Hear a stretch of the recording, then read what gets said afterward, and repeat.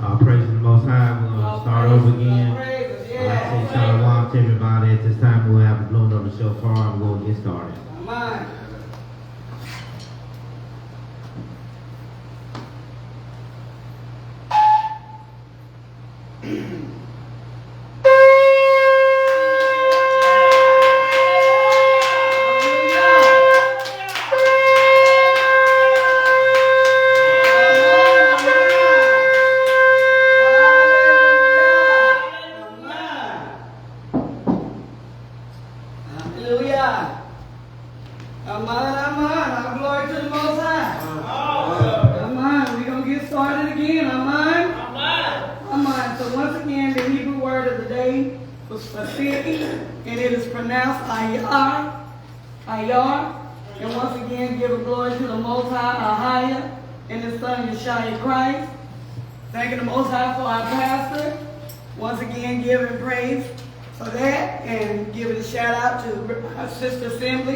Restoration Center, Charlotte, and praise and blessings to those that are under the weather this morning, and let's keep them lifted up in prayer. Yeah. So we're going to have our opening song once again, Create in Me a Clean Heart. Create in me a clean heart, oh.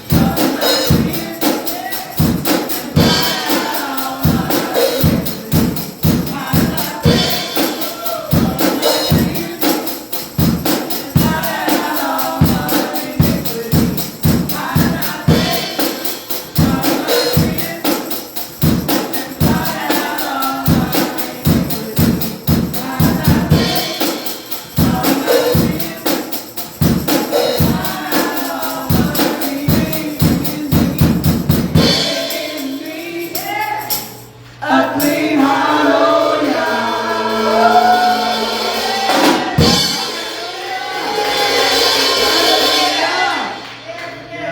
Yes, I'm wanting to blot out all my iniquities. Hallelujah.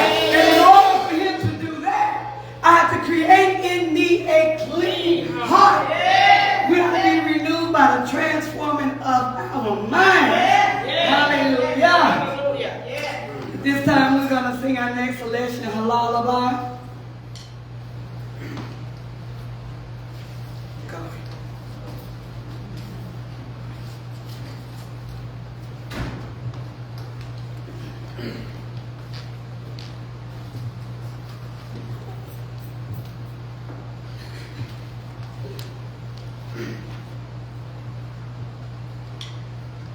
A lullaby, a lullaby.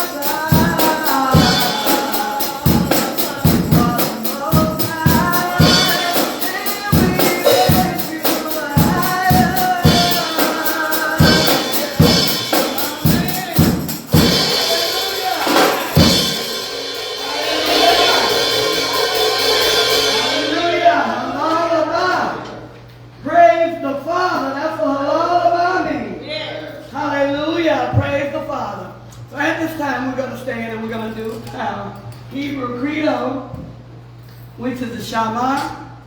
If we'd all stand, and we're going to turn towards Jerusalem, which is the east for us. So let us say our Shema. Shema Yasharala Ahaya Alahaya Nawa Ahaya Akad. Shema Yasharala Ahaya Alahaya Nawa Ahaya Akad. Shema Yasharala Ahaya Alahaya Nawa Ahaya Akad. Which in English is, Hear, O Israel, the Most High, our Yah is one. That is Deuteronomy chapter 6, verse 4. So at this time, we're going to have our scripture reading coming from Isaiah chapter 62, verses 1 through 12. We're going to ask Sister Dora if she would come up and read our scripture reading, and afterwards we turn it over to the hands of Pastor Turner. Amen. Hallelujah. Hallelujah. Hallelujah. Hallelujah. Yes, yes. We praise you. Yes. Are the Most High. Yes. Hallelujah. Hallelujah. Hallelujah. No king, no pastor, no president is above our higher. That's right. Hallelujah. Yes. Hallelujah. Hallelujah. Glad to be in the house one more time. Scripture reading, as Minister Carl stated, will be coming from Isaiah chapter 62, verses 1 through 12. If you have it, say Amen. Amen. Don't say, hold up. Amen. And it reads, for Zion's sake, for the city of David's sake. Yes, God. Hallelujah. Hallelujah. I will not hold my peace. For the Jerusalem's sake, I will not rest until the righteousness thereof go forth as brightness, and the salvation thereof as a lamp that burneth. And the Gentiles, not us, not the Gentiles, hallelujah, and the Gentiles shall see thy righteousness. They see it now, hallelujah. Hallelujah. And all the kings thy glory, and they shall be called by a new name. Yeah. Hallelujah, hallelujah, which the mouth of the Most High shall name. Yes, I will yes. never hear give me that new name. Oh, yes, he is. Hallelujah. Hallelujah. The man has gave us several different names. That's right. Hallelujah. But when the Most High does it, he does it right. Hallelujah. Hallelujah. Thou shalt also be a crown of glory in the hands of the Most High. Hallelujah. And the glory of the diadem, excuse me, and the hand of the Alahayam. Thou shalt no more be termed forsaken. Yeah. Neither shall thou land anymore be desolate. Hallelujah. Hallelujah. And thou shalt be called Hephzibah and the Lamb Beulah. For the Most High delighteth in thee. Hallelujah. We are in delight. We ain't got much more of the delight since we shall make Shabbat. Yeah. Because we're being obedient unto him. Hallelujah. I really delight in the Most High than any man on this earth. Yeah. We're just going to count with him. Yeah. He is the ultimate. Hallelujah. Hallelujah. And that land shall be married. Hallelujah. Y'all sing the women is delighted to be married? Yes, sir. Come There's on. nothing like the Most High. That's right. You can't beat the Most High. You so can't. In the natural, the physical, any other way you can name it. Hallelujah. That's right. For as a young man married a virgin. Come on, this is good, y'all. Yes, it is. This is good. So shall thy sons marry thee. Hallelujah. And as the bridegroom rejoices over a bride, so shall Allah rejoice over thee. Don't you hear him? Yeah. Don't you hear him calling you home? Don't you hear him? Yeah. Adoring you? Don't you hear him? What do you call it? Courting you. Oh, yeah. He's courting you back home. Yes. Hallelujah. I have set watchmen upon the walls of Jerusalem, which shall never hold their peace, day nor night. Yea, they make mention of the Most High. Keep not silent. That's what we're doing. Yes. We're making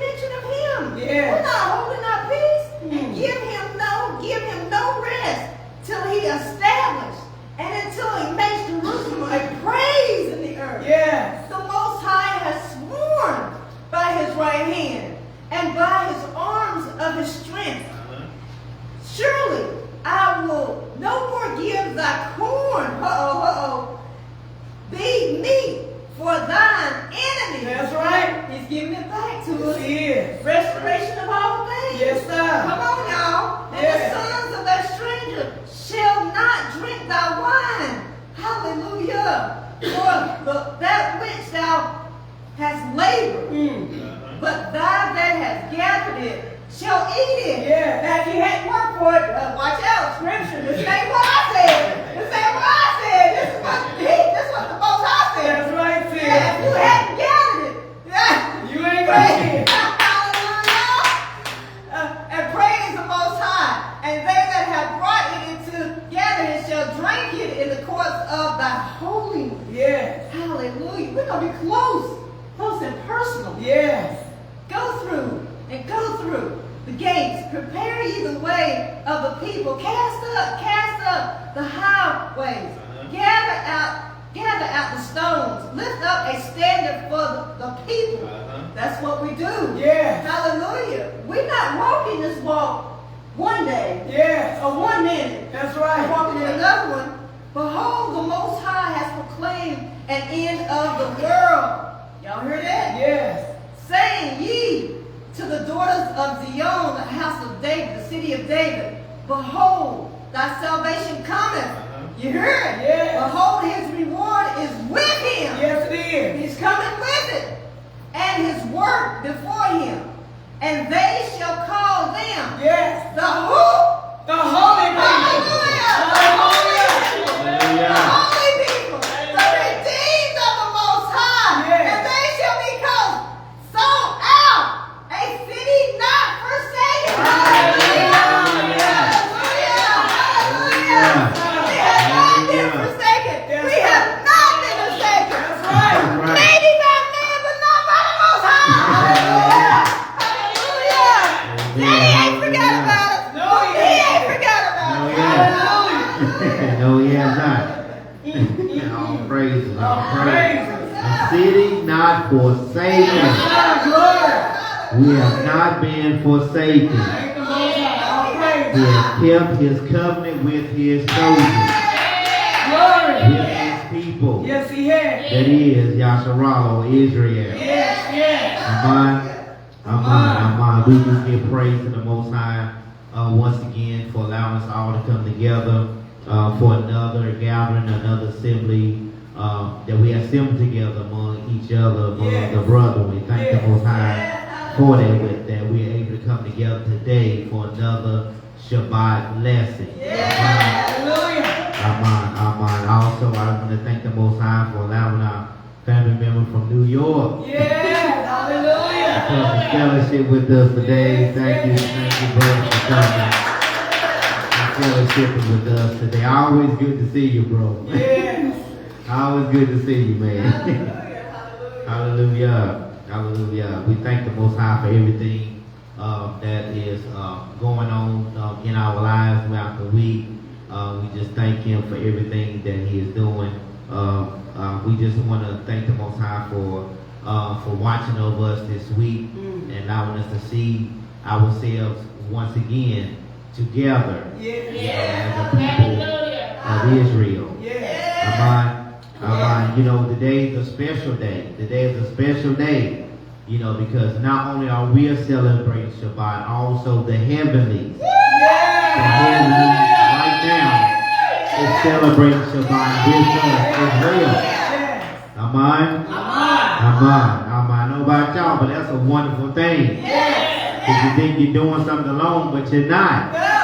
The one who created Shabbat, he's resting the same day as we are resting upon as well. Amen. So let's get right into it. We are still on the series, The Law is Spiritual. Let's go to Romans chapter 7, which is our foundation scripture.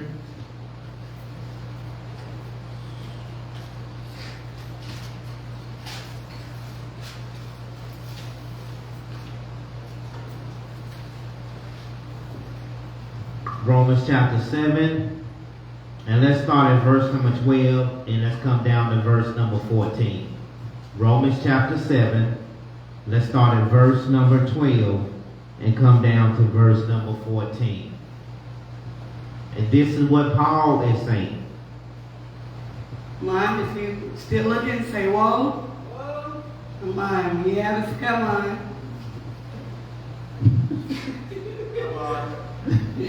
Mine. Dick said I'm mine for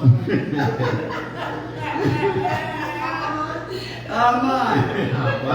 Let us read. Wherefore, the law is holy, and the commandment holy and just and good. What then that which is good made death unto me? Yah forbid. But seeing that it might appear sin, worketh death in me, by that which is good, that sin by the commandment might become exceeding sinful. Yes. For we know that the law is spiritual. We know that the law is spiritual.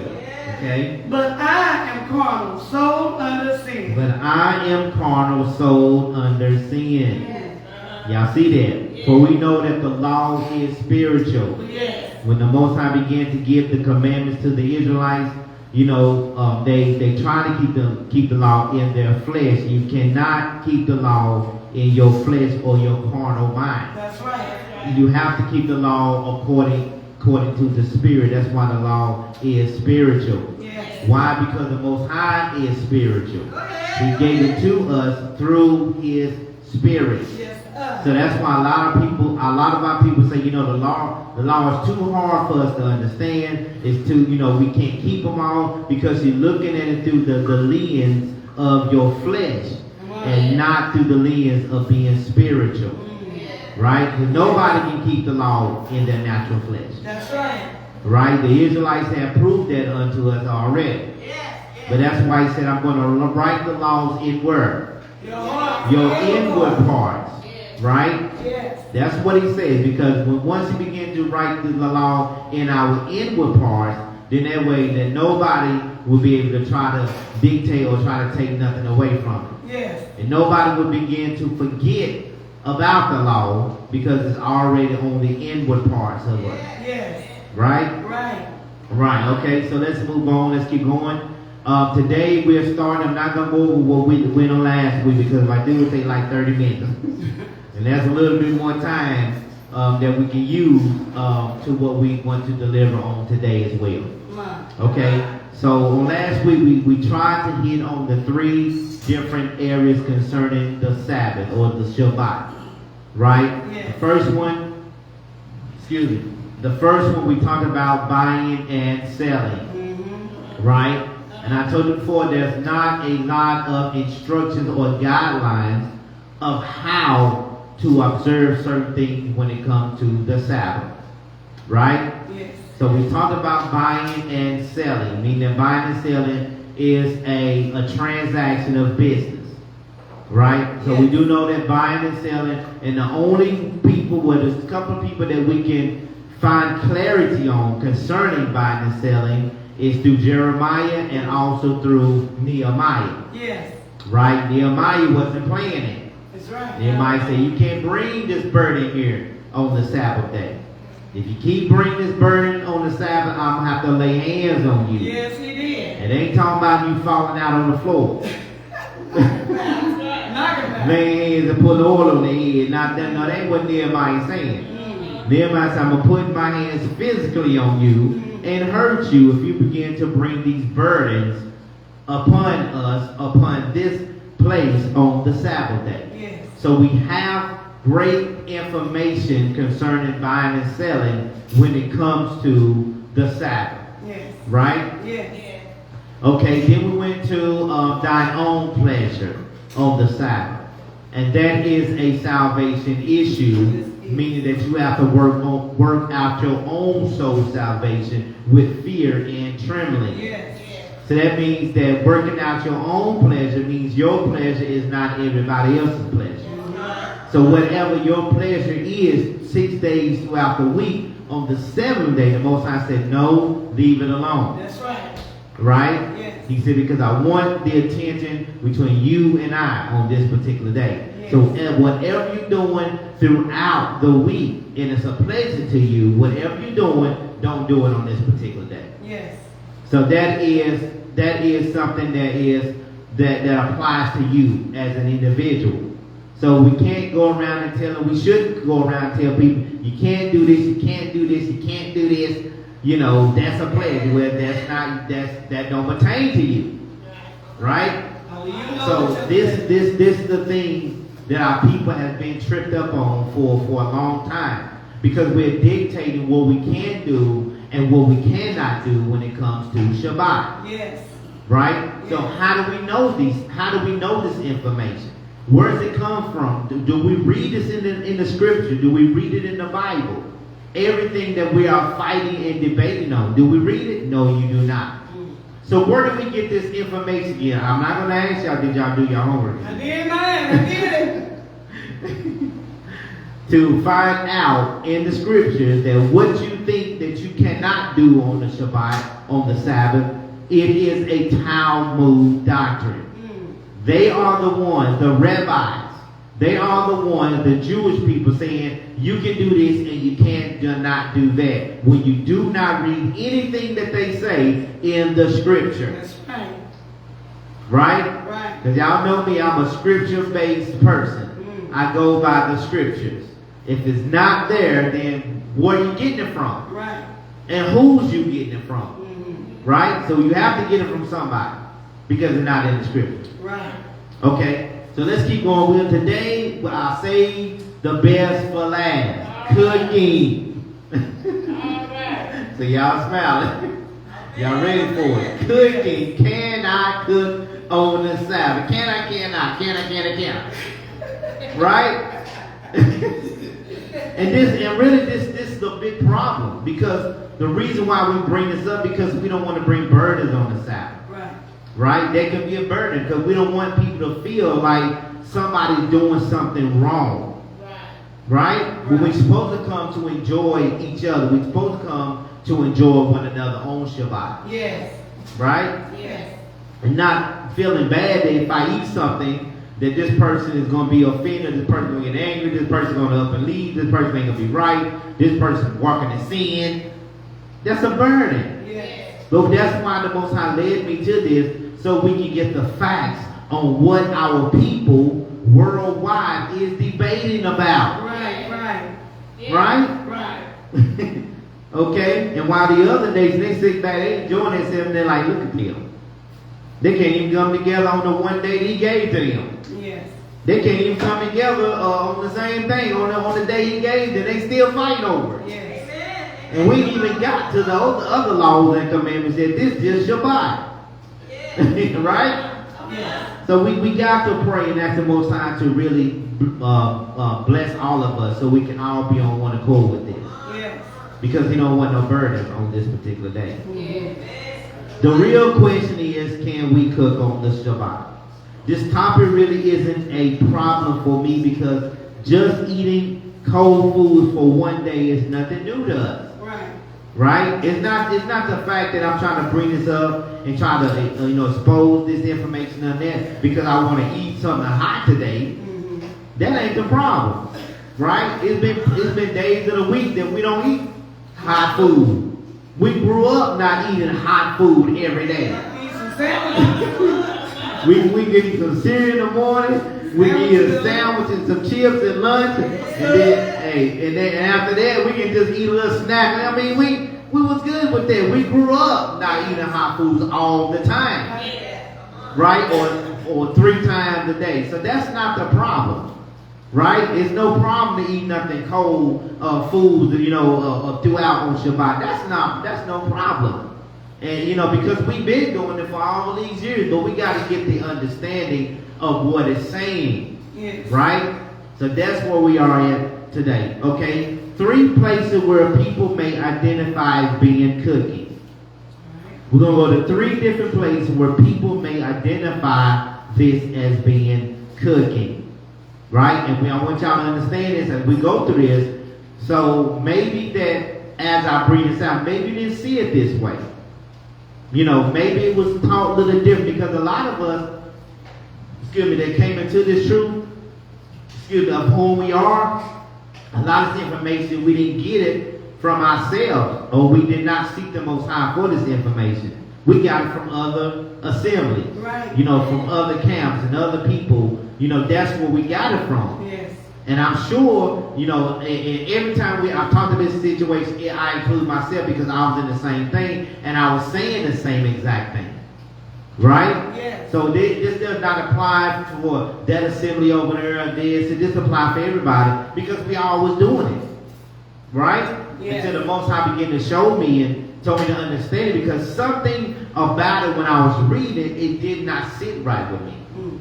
So I had to really meditate. And I'm telling y'all, you have to meditate on His Word. Yes. And I do it a lot. When you're at home doing something else, the scripture tells you to meditate on His Word when? Day and night. And you have to constantly meditate on His Word, because once you begin to meditate on His Word, then He begin to show you things that you have been missing. Mm-hmm. Right? It's like a relationship. He got to commune. And how He commune is His spirit with your spirit. He do not commune with you through your flesh. That's right. That's what Paul had to find out. Right? Because Paul was dealing with his flesh on his own as well. Mm-hmm. Paul said, the things that I should do, I don't do. And the things that I should do, I do. So Paul was dealing with his flesh as well. But Paul knew that the law was pure, the law was good. Paul said, if it was not for the law, I wouldn't know what sin is. That's right. So what is sin? Transgression of the law. Sin is the transgression of the law. Right? That is 1 John 3 and 4. Yes. So let's go to Exodus chapter 16. Let's get into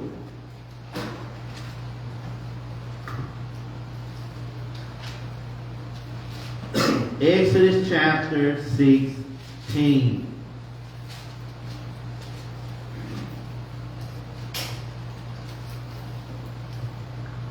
Exodus chapter 16 and verse number 1. We're really going to break this down, y'all. We're really going to plow through this, and we got to get some understanding here. Right? Mm-hmm. I know somebody said a couple Sabbaths ago that I'm going to be in trouble. They're going to come after me about this, but it's all good. That's right. But make sure when you come after me, make sure you come with scriptures. That's right. And not opinions. That's right. Just make sure, that's all I'm saying. Make sure you come with the scriptures and not about your opinions. That's right. Right?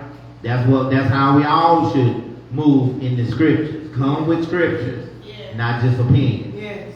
Okay, well I feel and I think, let's see what the scripture says. That's right. Let's base everything according to scriptures, and you cannot go wrong. That's right. Right? All right, let's start at verse number 1. And they took their journey from Elam. I'm sorry, is everybody there? Exodus 16 and start at verse number 1, okay? And they took their journey from Elam. And all the congregation of the children of Israel came unto the wilderness in Sin. Of Sin. Which is between Elam and Sinai. On the 15th day of the second month, after their departing out of the land of Egypt. And the whole congregation of the children of Israel murmured against Moses and Aaron in the wilderness. And every time I read it, like, what y'all murmuring for? That's just us. That's right. We hard-headed, we stiff-necked, we always murmur and complain about everything. Well, He done bless you. That's right. Look at what He done when you came out of Egypt. Look at what the miracles He done in Egypt. And y'all still murmuring and complaining. Yes. They were brave. They were some brave people. Okay, keep going. Verse 3. And the children of Israel said unto them, Would to Yah we had died by the hand of the Most High in the land of Egypt, when we sat by the flesh pots, and when we did eat bread to the full. Y'all see that? They speaking of themselves as being in Egypt. Well, go back. He said, look at the things that we were doing while we was in bondage. You know, a lot of people, we just so comfortable being in bondage. I love it here. Really? People don't realize we're still in bondage. That's right. But our people rather be here than be with the Most High. Okay, keep going. For ye have brought us forth into this wilderness to kill this whole assembly with hunger. What they saying? They talking to the Most High like that. That's who they talk to. Y'all brought us out of Egypt. Y'all brought us into this wilderness, and you want to kill us? Are you serious? When he just delivered y'all out of bondage. Yes. And now you're saying you bring us into the wilderness just to kill us with hunger. Okay, keep going. Verse 4. Then said the Most High unto Moses, Behold, I will rain bread from heaven for you. And the people shall go out and gather a certain rate every day. Gather a certain rate every day. Okay, keep going. That I may prove them whether they will walk in my law or no. So now we got to catch the scenario of what the Most High is doing. The Most High doing is to see if you're going to walk in my way or not. Right. If you're going to do what I've told you to do or not. Yes. Or you're going to do things your way. This is what it's all about. Okay, keep going. And it shall come to pass that on the 6th day they shall prepare that which they bring in. And it shall be twice as much as they gather daily. Y'all see that? Okay, so now from the beginning, the Most High is telling them about preparation. Yes. We're going to find out in this story that we're reading about concerning Israelite is more about preparation and it's not about cooking. Yes. Yes. This is what he's talking about. Yes. So we're going to find out how did our people confuse the two. All right. Because this is not about cooking, it's about preparation. Are you going to do exactly and are you going to do in order what I told you to do? That's right. Whether you're going to do it or not, I'm testing you. I'm testing you. See, what are you going to do? Right? Yeah. Okay, keep going. Come on. Verse 6. And Moses and Aaron said unto all the children of Israel, at even, then ye shall know that the Most High brought you out from the land of Egypt. And in the morning, then ye shall see the glory of the Most High. For that he heareth your murmuring against the Most High. And what are we? That ye murmur against us. And Moses said, this shall be when the Most High shall give you in the evening flesh to eat, and in the morning bread to the full, but that the Most High heareth your murmurings, which ye murmur against him. And what are we?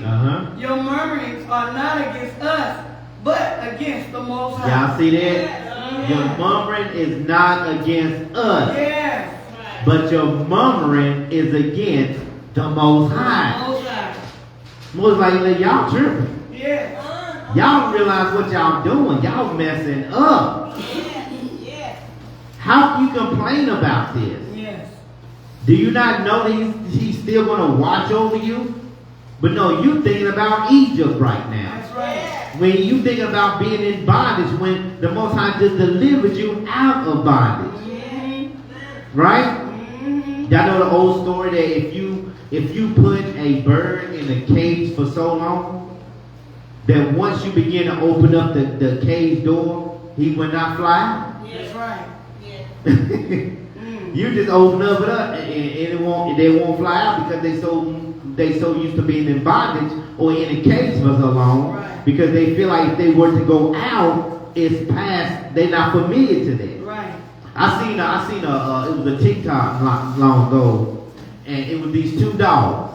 And these two dogs, they were just fighting against each other. Rah, rah, rah, rah. The other dog back and forth against the gate, back and forth. So somebody slid the gate out from under them, and they started barking. They were bad when the gate was between them. Yeah. Both of them just looked vicious, teeth and everything. And they want to kill each other. So when they moved the gate, they both of them humbled down like it wasn't nothing. That's how it is. Yes. That's how our people identify themselves when they're in bondage. Yes. And our people in the Most High is trying to show them that, look, you out of bondage right now. You are free. So what are you tripping for? That's right. Why you want to go back to the place that you were in bondage to? That's right. Right? Right. Okay, keep going. I'm on verse 10. Uh-huh. And it came to pass, as Aaron spake unto the whole congregation of the children of Israel, that they looked toward the wilderness, Uh-huh. and behold, the glory of the Most High appeared in the cloud. Appeared in the cloud. And the Most High spake unto Moses, saying, I have heard the murmurings of the children of Israel.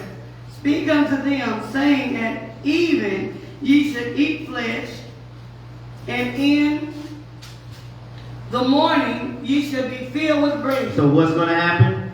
In the evening they're The going to evening eat gonna flesh. what? Eat flesh. Eat flesh. And then what in the morning they're going to eat? Bread. They're going to eat bread. So the story here is they're going to eat flesh in the evening, and in the morning that they're going to eat the bread. Yeah. Right? So this is the only thing. Okay, keep going. And ye shall know that I am the Most High, your Elohim. Uh-huh. And it came to pass that in evening the quails came up and covered the camp. And in the morning the dew lay round about the host. Okay, we're going to come back to this. We're going to come back to this. Precept is to Numbers chapter 11 and 31. And we'll come back to this, to the story. Numbers 11 and 31.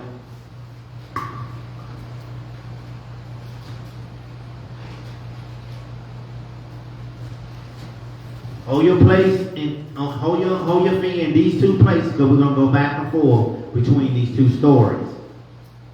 Okay, so what are quails? And birds. Birds, right? What type of bird? Clean birds. Clean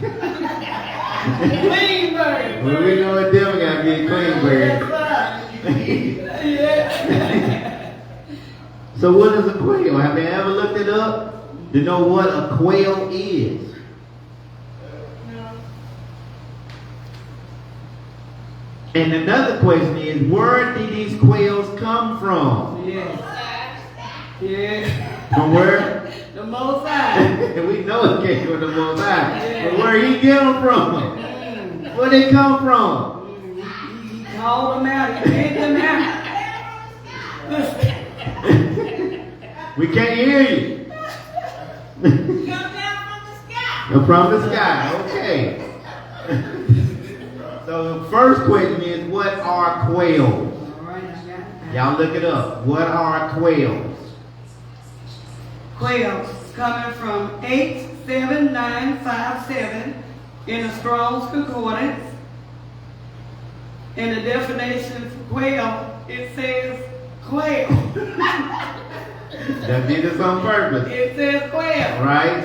Because like they don't know either. It's a bird, that's how they know. They don't know, right? It sounds like they from all over everything. There's a quail in everything. Yes, Okay, we have some It in does our say, area. it does say they also in Africa. that's right. That's right. Okay.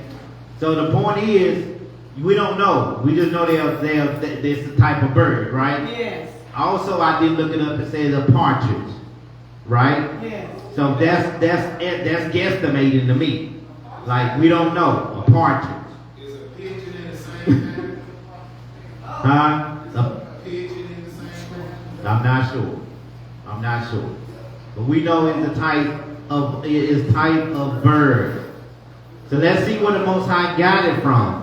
Let's go to Numbers. Numbers chapter 11 and verse number 31. Did they come from the sky? You see it? Let's see where they come from. And we're just going to read that verse only, because verse 31 only, and we're going to come back.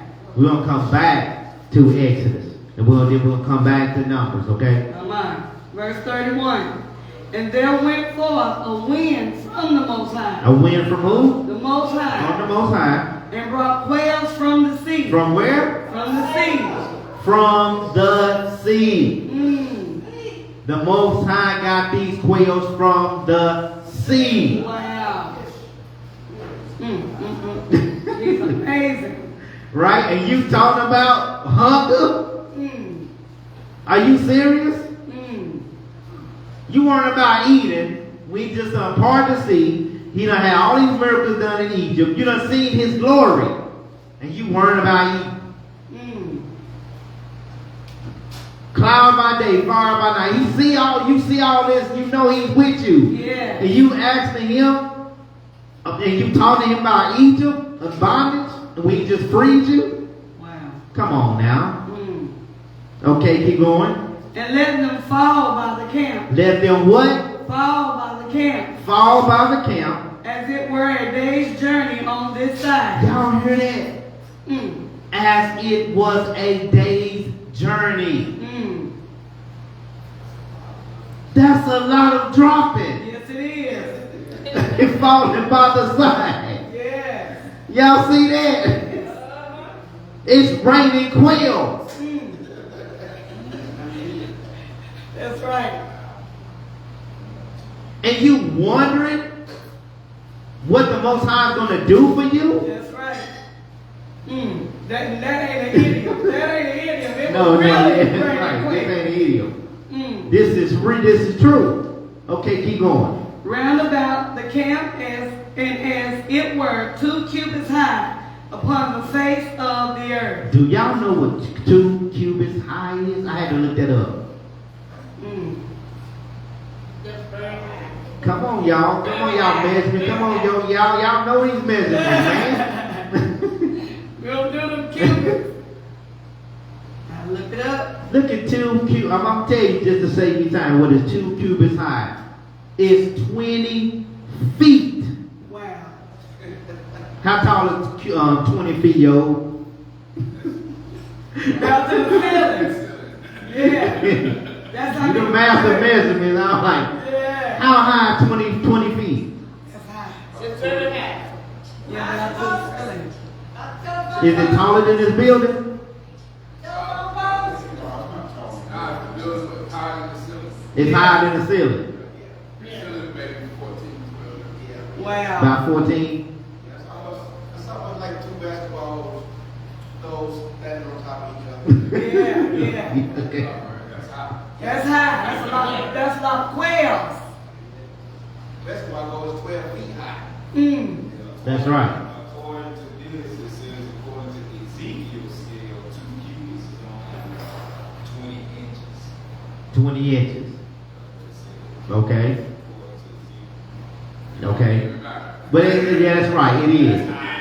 Excuse me. Yeah, that is right. I got it written about me. Yeah, excuse me. 20 inches, not 20 feet. 20 inches. Sorry about that. Yes, it is 20 inches. According to also other type of measurements go from 17, it can go to 18, but they just round off in up to 20 inches. But yes, it is 20 inches. Times 2. Right? You gotta do times 2. One No, cubit. this is 2. All This right. is for 2. All right. For 2 cubits. It is 20 inches. All right. Sorry about that. All right. So even 20 inches is high. For birds. That's for birds as well. Yeah. That is still high that he rained down before them. Yeah. Okay. Now let's go back to Exodus 16. Birds. It's a day's journey and you're going to still see them things. That's a lot. That's a lot. That's a lot of quail. Right? And think So how? Go ahead. Think how much of the land they covered that being that high. Exactly. If it was at least 2 billion Israelites that came out of Egypt and others, that's a lot of land covered with birds. That's right. That's right. Okay. Right, back to Exodus chapter Yeah, Exodus 16. chapter 16. Let's go back to Exodus 16 and 13. Mine? Come on. Exodus 16 verse 13. Uh-huh. And it came to pass at even the quails came up and Uh-huh. covered the camp. And in the morning the dew lay round about the host. Okay, so now we know how he got the quails. Uh-huh. So the Most High got these quails from the sea. He scooped up all these quails, right? And he scooped them up. He began to rain them down in their midst, about the counting, the camping everywhere else. So he's showing them, look, you don't have to worry about Egypt no more. I'm your supplier now. That's right. I'm all you need. So why you want to go back to the place and come out full and all of this? Like we were eating good and all that, but most times I said, I got y'all. Do you not know that he knows that you're hungry? Yes, he knows. That you're thirsty. He knows this. Okay, keep going. Verse 14. And when the dew that lay was gone up, behold, upon the face of the wilderness there lay a small round thing, as small as the hoarfrost on the ground. And when the children of Israel saw it, they said one to another, it is manna, for they wist not what it was. Y'all know what manna means in the Hebrew? Boy, it really messed me up. They just said it in the scripture, what manna is. They didn't know what it was. Manna means, what is this? That's what manna means. Y'all gotta look it up. Manna is, what is that?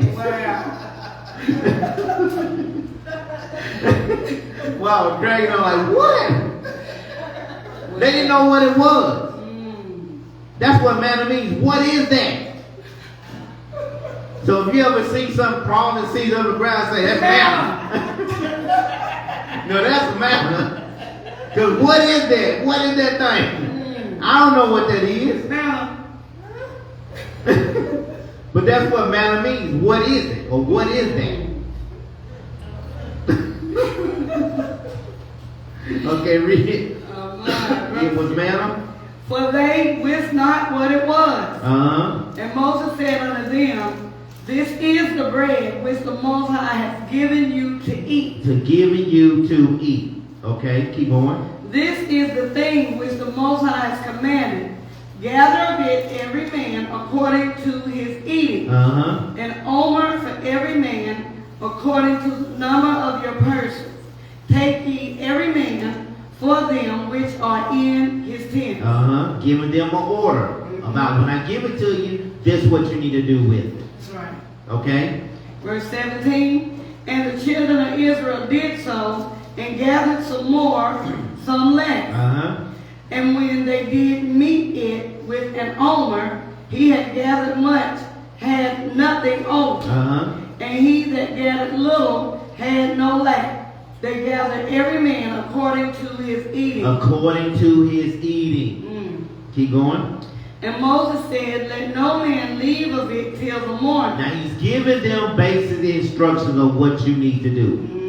This commandment was through the Most High. Moses telling them this was the Most High telling you to do. Once you get this quail, once you get this manna, this is the order of how you should get it when it falls to the ground. That's all you're trying to do. I'm going to give you what you want, but at the same time, do exactly what I've told you to do concerning this perspective, right? It's just simple. Simple information. That's right. Right? Right. Okay, keep going. Notwithstanding, they hearkened not unto Moses. They ain't listen to Moses. But some of them left of it until the morning, and it bred worms and stank. And Moses was wroth with them. Okay, so they did the opposite of what he said. Right? Yeah. Hard-headed. They probably like, I want to save my bread and make me a sandwich. Just because they heard it from Moses. And that's how people view each other. I ain't listening to what he's saying, but no, a lot of what he's saying from the Most High. That's right. You got to look where it came from. That's how even prophets, they say, he ain't say that. No, I got to see it. We got to see things tangible. We are tangible people. I got to see it. But no. That's what the Most High said, because they looked at Moses like, well, you can't tell them what to do. I go on out and I can do it. But they see that if you left it in the morning, it's going to what?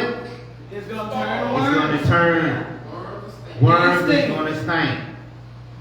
Right? Stink. And our people did the same exact thing. Yeah. They did it. They did the exact same thing, in the period of when they did it, but not doing the thing that the Most High told them to do. That's right. He's an iron of order. Order, yes. Right? Do it in the order that he has said it. And you would not go wrong. That's right. But the Israelites, they were like, I ain't worried about that. Right? Okay, keep going. Verse 21. And they gathered it every morning, every man according to his eating. And when the sun waxed hot, it melted. Y'all see that? What melted? The manna. The manna. I'm going somewhere with this because this manna, when he gave them the manna, this manna was not prepared to eat. Think about that. This manna was not prepared to eat. You cannot go and pick up this manna off the ground and just eat it. No, you had it prepared. Most I give it to you, but you got to do the work to prepare it. I want y'all to keep that in mind. Because when they left it on the ground, it melted. It got hot and it went away. All right. This is spiritual food. Come on, Pastor. Right? And I'm going to show that to you in scripture that they had to prepare it. They had to cook it. Right? Yes. Okay, keep going. Verse 22. And it came to pass that on the 6th day, they gathered twice as much bread. 2 omers for 1 man. And all the rulers of the congregation came and told Moses. Okay, now here it is. Now, what did he say to do? It came to pass that on the what day? The 6th day they gathered twice as much. That's right. Bread. 2 omers for 1 man. And all the rulers of the congregation came and told Moses. Right? Yeah. So now it's saying that on this particular day, you had to get twice as much. Meaning that this is the preparation day. Yes. This is what it's saying. On the 6th day is the preparation day. Yeah. When do preparation day starts again? Friday. Not Friday. Really Thursday evening. Thursday evening to Friday evening. That's preparation day. Yes. Right? Yes. So this was preparation day. So now I want y'all to get twice as much on this particular day, which is the 6th day. Yes. Right? Yes. He's talking about preparation. Yes. And not only preparation, he's talking about doing things in order the way he told them to do it. All right. Right? Yes. This is what it's talking about, okay? 23. And he said unto them, this is that which the Most High has said. Tomorrow is the rest of the holy Sabbath. Tomorrow is the rest of the holy Sabbath. Unto the Most High. Unto him. Bake that which ye will bake today. And seize that which ye seize. And that which remaineth over lay up for you to be kept until the morning. Now in y'all Bible, do y'all see these words, bake that? Y'all see the word that? Yes. Is it in italics? Yep. So it should not even be there, right? I mean, it was added. They added. Yes. Skip down. It says, which ye shall bake what? Today. Is that in italics? Yep. Yes, it is. Today should not be there. They added. So if you take those 2 out, let's read it again. Bake which ye will bake, and seize that ye will seize. He did not say today. That's right. Today would change the whole scenario of this story. He did not say today. That's right. And you'll see a lot of commentators, man, they'll tell you that. It does not say that. That's right. That means they added. They added this in there. Because who was in charge of, who are in the charge of these publications? Yes, right. Who are they? The Jewish people. That Jewish people, the Ashkenaz, they in control of the publications. They added this in there because this, you're not cooking on the Sabbath, is their doctrine. That's right. Yes. Yes. And we're going to go into some of their information if we get to it today about their doctrine. Yes. What their rabbi said. Yes. This is their doctrine. So they had in there to think, make you think it's talking about today, meaning preparation day. And it was not talking about that. Huh? We're going to get to that. Right, all right. Right? Yes. So it says, which ye bake. But it did not say today. That's the thing. Well, I can answer now. This is still the preparation day, which is the 6th day. Yes. But the thing is, they saying the things that you may bake and the things that you may seek. That seek means to boil. Yes. Right? Yes. He just told them just to do it. Right? But he did not say that you had to do it today. Are you going to tell me later on that we can cook on Saturday? Yeah. We're getting there. We getting there, bro. Yo, you're like, get to the punchline. Get to the meat already. You've been teasing me long enough. Just hold on, bro. We're going to get to it. We're going to get to all of that. All right. Right? Mm-hmm. So bake which ye will bake, and seek that ye will seek, and that which remaineth overlay up for you to be kept unto the morning. Right. Notice it does not say bake all. That's right. It's bake all it so you do not have to bake tomorrow. It says bake what you will, and boil means seethe what you will. Mm-hmm. And what is left, what you have not cooked, keep for tomorrow. That's right. That's right. Hope y'all get this. Come on, Pastor. That's right. They were being allowed to keep extra for tomorrow, whereas on other days of the week, they were not to do that or it would spoil. That's right.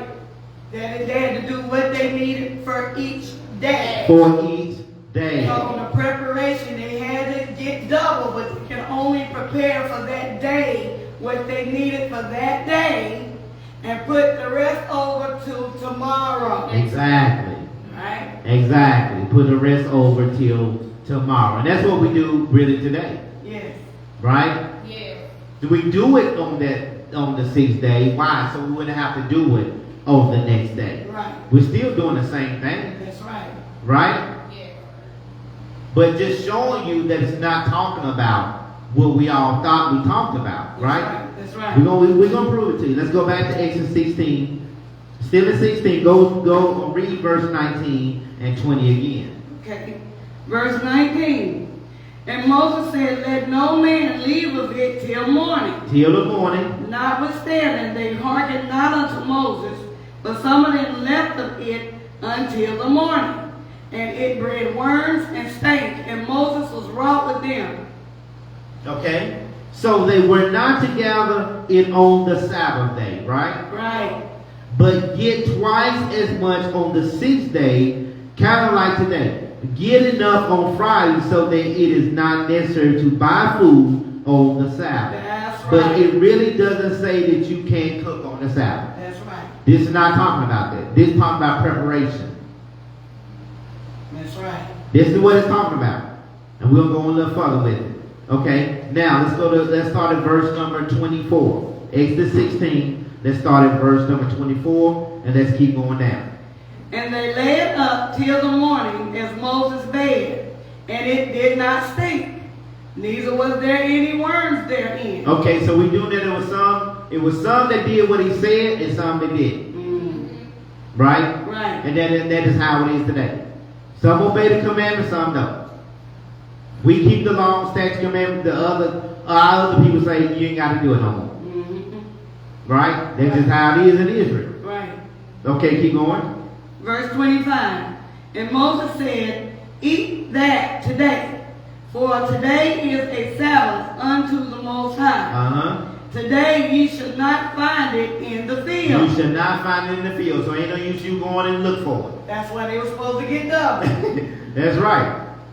All right. Right? This is the reason why he told them to get double on that day, because in the morning you ain't going to be able to gather. That's right. Obedience is He better than said, sacrifice. prepare it today. Yes. Because in the morning, you're not going to be able to get it. That's right. That's why he said, do whatever you think you need to do on this day. Do these 6 days, do the same principle, but on the 6th, on day 1 through 5, do the same thing every day. But on the 6th day, Double. get it double, because on the next day, it's not going to be there for That's y'all. right. Better get what you need. Get what you need, but get double of it. Yes. It's about preparation. That's right. This is not about cooking. That's right. Because the only way that you're able to eat manna and quail, you've got to cook it. That's right. You can't eat raw birds. We can't eat raw quail because the law is you can't eat blood. That's right. You cannot eat manna that's just on the ground because it's spiritual manna. You had to get it, you had to prepare it, and once you get it and prepare it, you had to bake it.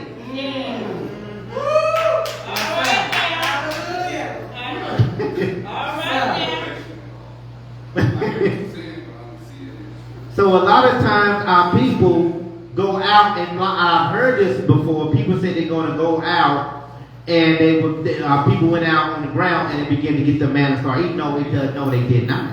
And we're going to find in the scripture things otherwise.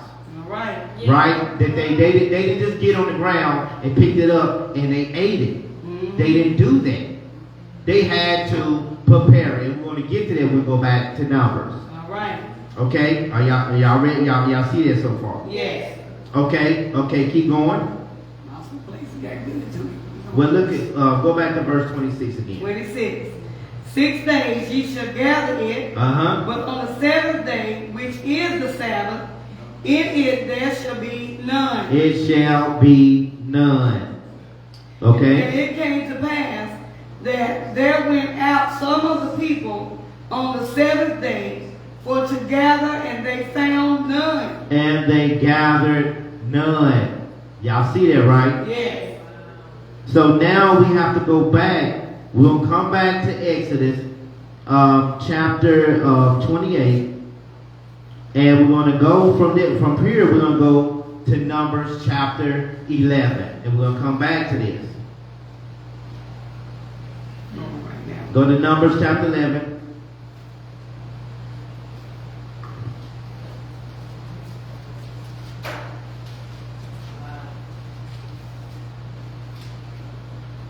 And let's start at verse number 1.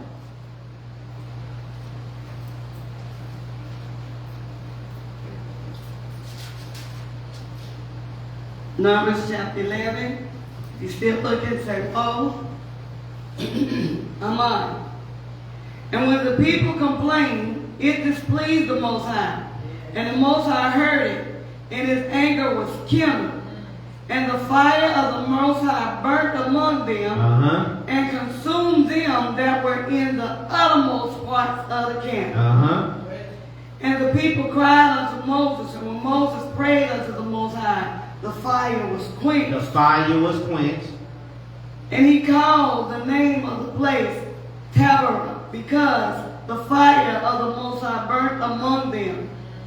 And the mixed multitude that was among them fell a lusting. Y'all see that? They fell a lusting. We'll find out what they fallen a lusting to. Right.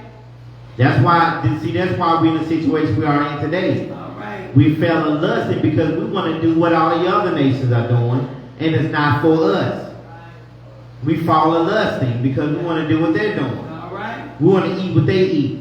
We want to, we know if they're doing this and doing that, we fell a lusting of doing. All right. Okay, keep going. Verse number 4.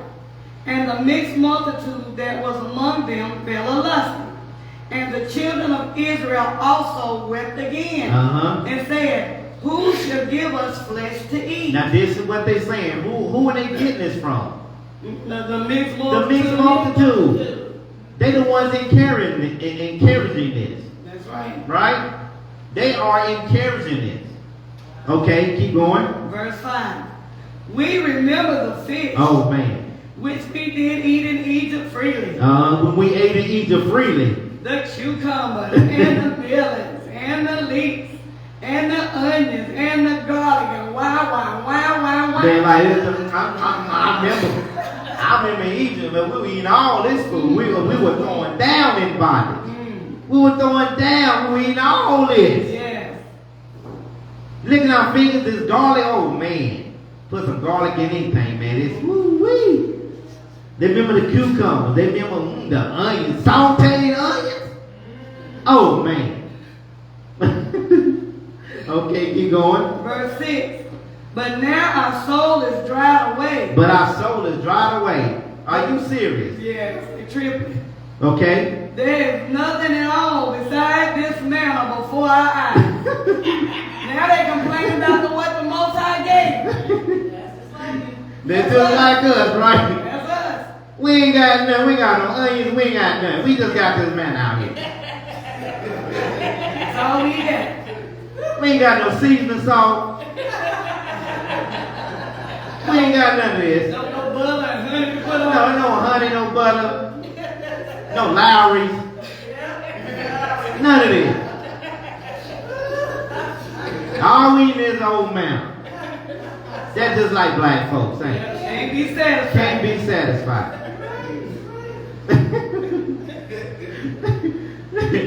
Right? All right. Now it's about to get deep, y'all. Okay, keep going. It's about to get deep. And the manna was as coriander seed, and the color thereof as the color of bdellium. Y'all see that? Yes. Okay. Check this out. You already see, you can't be reading ahead. Check it out. When we pause for commercial, you can't start reading ahead. See what y'all doing? I see y'all heads down. Y'all cheating. We got to get there first. Yes. That's why I don't give y'all where to go right then.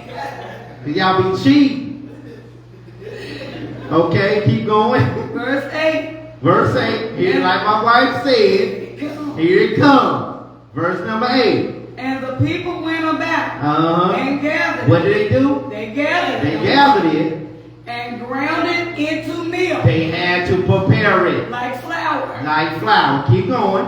Or beat it in a mortar and baked it in pans. In what? In pans. In pans. And made cakes of it. Made cakes of it. And the taste of it was as the taste of fresh oil. So they had to prepare this manna. Yes. You couldn't just pick up the manna and just eat it. Be like dough. They had to prepare it. And what they have to do with it? They had to ground it in the flour. Ground it. They had to bake it in baking pans. Bake it. Beat it. Mortar. Y'all know the process. Yes. And then what they have to do? They had to bake They it in had to bake it. Yes. They had no choice but to do that. Now they could not do that for Saturday on Friday. See, they no. All right, I'm like, take you down there. I love you, baby, but hey, come on now, let's. See, the yoga done rubbed off on me. Like, get to it, man, just get to it. But y'all see that they had no choice but to do that. Yes. They had no choice. Or they wouldn't have, they could not eat. That's right. That's why I said do it on this day, but do it on this day, do it double. Because y'all been doing it all 5 days, but on this day, do it double. Because that's the only way you're going to eat. Because you go there in the morning, you're out of luck. You will not eat. Because the manna will melt, and there will not be any quail, because the quail he poured out on what and when? On the preparation. In the evening. Right? Only the manna was in the morning. Yes. Right? Yes. So that's the only way you can do it with this food. Yes. Okay, keep going. Verse 9. Verse 9. And when the dew fell upon the camp in the night, the manna fell upon it. Then Moses heard the people weep throughout their families, every man in the door of his tent.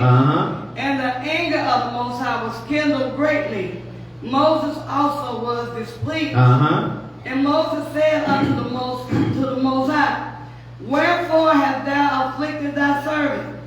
And wherefore have I not found favor in thy sight, that thou layest the burden of all this people upon me? Have I conceived all this people? He said, these ain't my kids. And I begotten them, and that thou shouldst say unto me, Carry them in thy bosom, as a nurse and father bears a suckling child, and unto the land which thou swearest unto thy fathers. And when we go back to Exodus, we're gonna find out even deeper what Moses was saying. Because Moses like, look, Most High, I need your help right now, because all these Negroes, they get on my nerves. Because they want to be fed, they want to eat, and I don't know what to do. And we're going to find out when we go back to Exodus what Moses really was saying. All right. Moses had enough. Okay, keep going. Verse 13. When shall I have flesh to give unto all this people? All this people. For they weep unto me, saying, Give us flesh that Give us flesh that we may eat. I am not able to bear all this people alone, because it is too heavy for me. Moses, I can't deal with all these people. It's too much. I'm hungry. We gonna give you some food. When it go? I'm like, oh man. Come on now. Why you asking me? What you think I'm gonna do with it? I'm hungry too. Okay, keep going. Verse 15. Okay. And if thou deals thus with me, kill me. He said, kill me. I pray thee, out of the hand. If I found favor in thy sight, and let me not see my wretched. Let me not see my wretched. Boy, he was miserable. He was miserable. Oh, like, I'd rather die right now. I know the Most High will revive me later, but I'd just rather die right now. Y'all getting on my nerves, man. It's too much for me. Yes. Okay, keep going. Verse 16. And the Most High said unto Moses, Gather unto me 70 men of the elders of Israel, whom thou knowest to be the elders of the people, and officers over them, and bring them unto the tabernacle of the congregation, that they may stand there with thee. Watch this.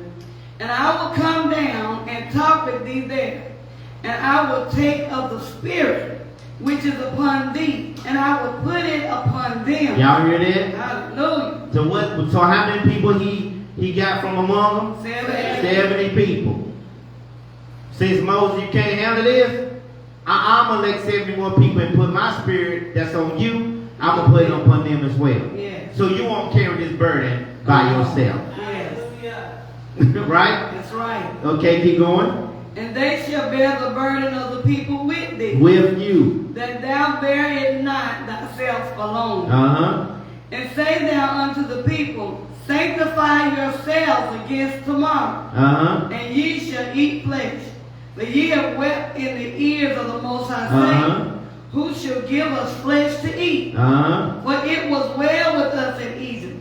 Therefore the Most High will give you flesh, and ye shall eat. Moses said, I heard it. The Most High said, I heard everything these people were saying. I heard about y'all. Talking about the onions and the sauteed everything. Yeah. I heard everything. Y'all can't hide nothing from me.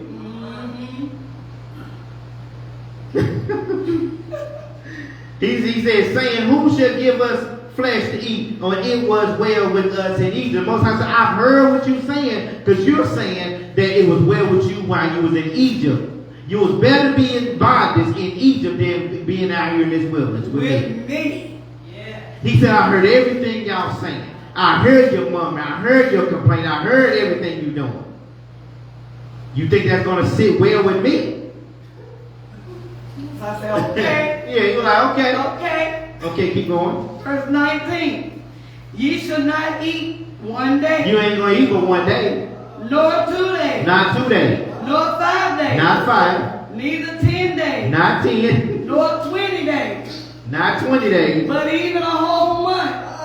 Until it come out your nostrils. till it come out your You nostril. gonna make them eat it till it come out their You nostril. gonna keep eating. You're gonna get sick of it. Oh. And it be loathsome unto you. What is loathsome? You don't want it, disgusting. Sick of it. You want it? You I'm got gonna give it to you.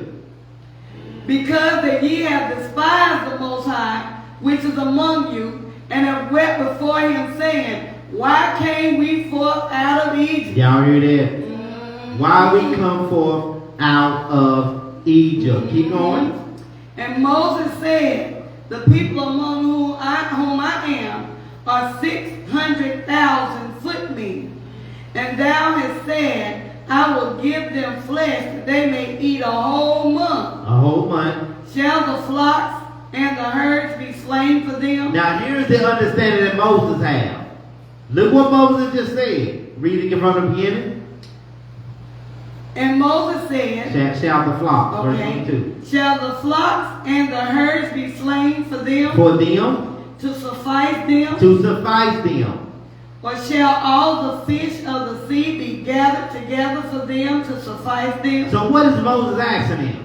He said, where we going to get all this flesh? He said, where we gonna get all this food from? It's a lot of men. Well, we already read in Exodus what happened. He got- But Numbers is giving us a deeper understanding. But now we seeing Moses like, okay, where we gonna feed all these people?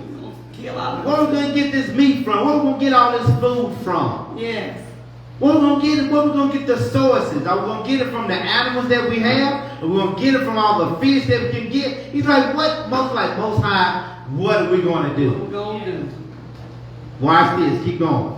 And the Most High said unto Moses, is the Most High's hand waxed short? Is the Most High's hand waxed short? Do you doubt me? Even Moses, you don't know what I can do? Come on. Most High said, Moses ain't about you right now. That's right. You're not the provider for this information, for this situation right now. You like what you Moses ain't about you killing nothing. No, nobody said nothing about this, Moses. Moses like, what are you talking about? Who you talking to? He even rebuked Moses, like, Moses, do you not see what I've done? That's right. You don't know what I can do? Like, man, come on now, Moses. Okay, keep going. Thou shalt see now whether my word shall come to pass unto thee or not. Y'all hear that? Sure, you better not tell. Read that again. Thou shalt see now whether my word shall come to pass unto thee or not. Now you shall see this. You're going to see what I'm going to do. That's right. Not what you can do But what about getting all the fish and animals. No, it ain't about what you can do. You're going to see what I can do. Okay, keep going. Verse 24. And Moses went out and told the people the words of the Most High, and gathered the 70 men of the elders of the people, and set them round about the tabernacle. And the Most High came down in a cloud and spake unto him, and took of the spirit that was upon him, and gave it unto the 70 elders. And it came to pass that when the spirit rested upon them, they prophesied and did not cease. They did not cease. So the question is, what are they prophesying about? That's the question. That he put his spirit upon these 70 men. So they're going out into the congregation. So that means, what are they prophesying about? All right. Okay, keep going. Verse 26. But there remained 2 of the men in the camp. The name of the one was Eldad, and the name of the other was Medad. And the spirit rested upon them, and they were of them that were written, but went not out into the tabernacle, and they prophesied in the camp. So what happened? What happened? There were 2 that were left. There are 2 that left. The other ones, they don't went out. Yes. But there's only 2. The 2, they stayed. They behind. Yeah. Don't this happen, Megan? Sodom and Gomorrah. Yes. Right? Yes. Prophesying to them. Okay? Verse 27. Verse 27. And there ran a young man and told Moses and said, Eldad and Medad, excuse me, do prophesy right. So he went back. The young man said, look, wait a minute. All supposed to be gone, but 2 still there. They still in there prophesying. Okay, keep going. And Joshua, the son of Nun, the servant of Moses, one of his young men answered and said, my master Moses forbid them. Forbid them. What does forbid mean? Stop them. Stop them. Stop them from doing that. Really? They're doing the Most High's work, but this young man said, stop them. Okay, keep going. Verse 29. And Moses said unto him, enviest thou for my sake? Wow. Would Yah that all the Most High's people were prophets, and that the Most High would put his spirit upon them? Wow. And Moses got him into the camp, he and the elders of Israel. And there went forth a wind from the Most High, and brought quails from the sea. Okay, that's what we read from. Yes. Okay, we're just catching up, that's all. Keep going. And let them fall by the camp as it were a day's journey on this side, and as it were a day's journey on the other side, round about the camp, and as it were 2 cubits high upon the face of the earth. And the people stood up all that day, and all that night, and all the next day. Y'all hear that? Yes. Okay. And they gathered the quails. They stay up all day. All day, all night, and the next day. What were they doing? Gathering quails. Gathering the quail. So you know that's a lot of quail. Yes. They stood. Nobody sat down. All day and night. Gathering the quail. Okay, keep going. And he that gathered the least gathered 10 homers, and they spread them all abroad for themselves round about the camp. And while the flesh was yet between their teeth, ere it was chewed. Now watch this. Read that part again. And while the flesh was yet between their teeth. So they done took this quail and sauteed it. They ready. Everybody got their own portion. And they sitting there because they asked for it. The Most High said, you know what you asked for? I'll give it to you. Don't worry about it. You got it. So they done everything. They done boiled, they done seasoned, they done did everything they can for them to eat it. And they right there in the midst of biting the food, and they started chewing. Look what happened. Keep going. The wrath of the Most High was kindled against the people. And the Most High smote the people with a very great plague. While they was in the midst eating it. Didn't even get a chance to really taste it. No, he ain't. Right when they got the quail right in their teeth, when they just eating, they biting on it and started chew on it. And a plague hit all of them.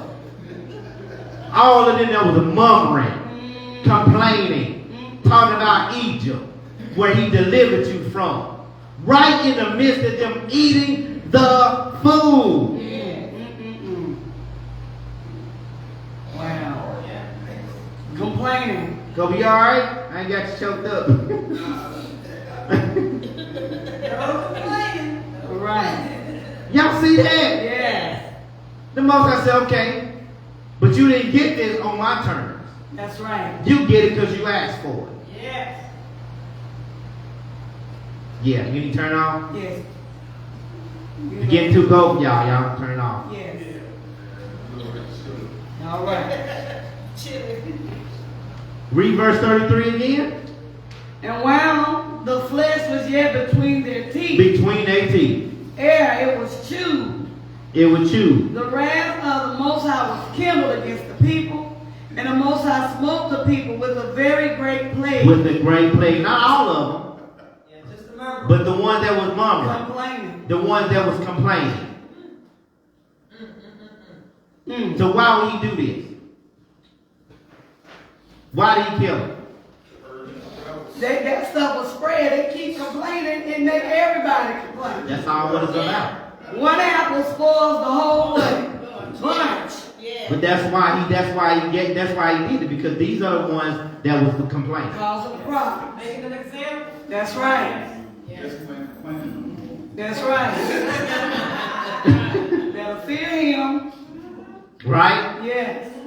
Because you'd rather be in a place where I delivered you from. You talking about what you were eating, you're not appreciating what I'm doing for you now. And really, the scripture shows how we are still to this day. Yes. Because it was the mixed multitude that started it. That's right. And Israel joined in Yeah. on it.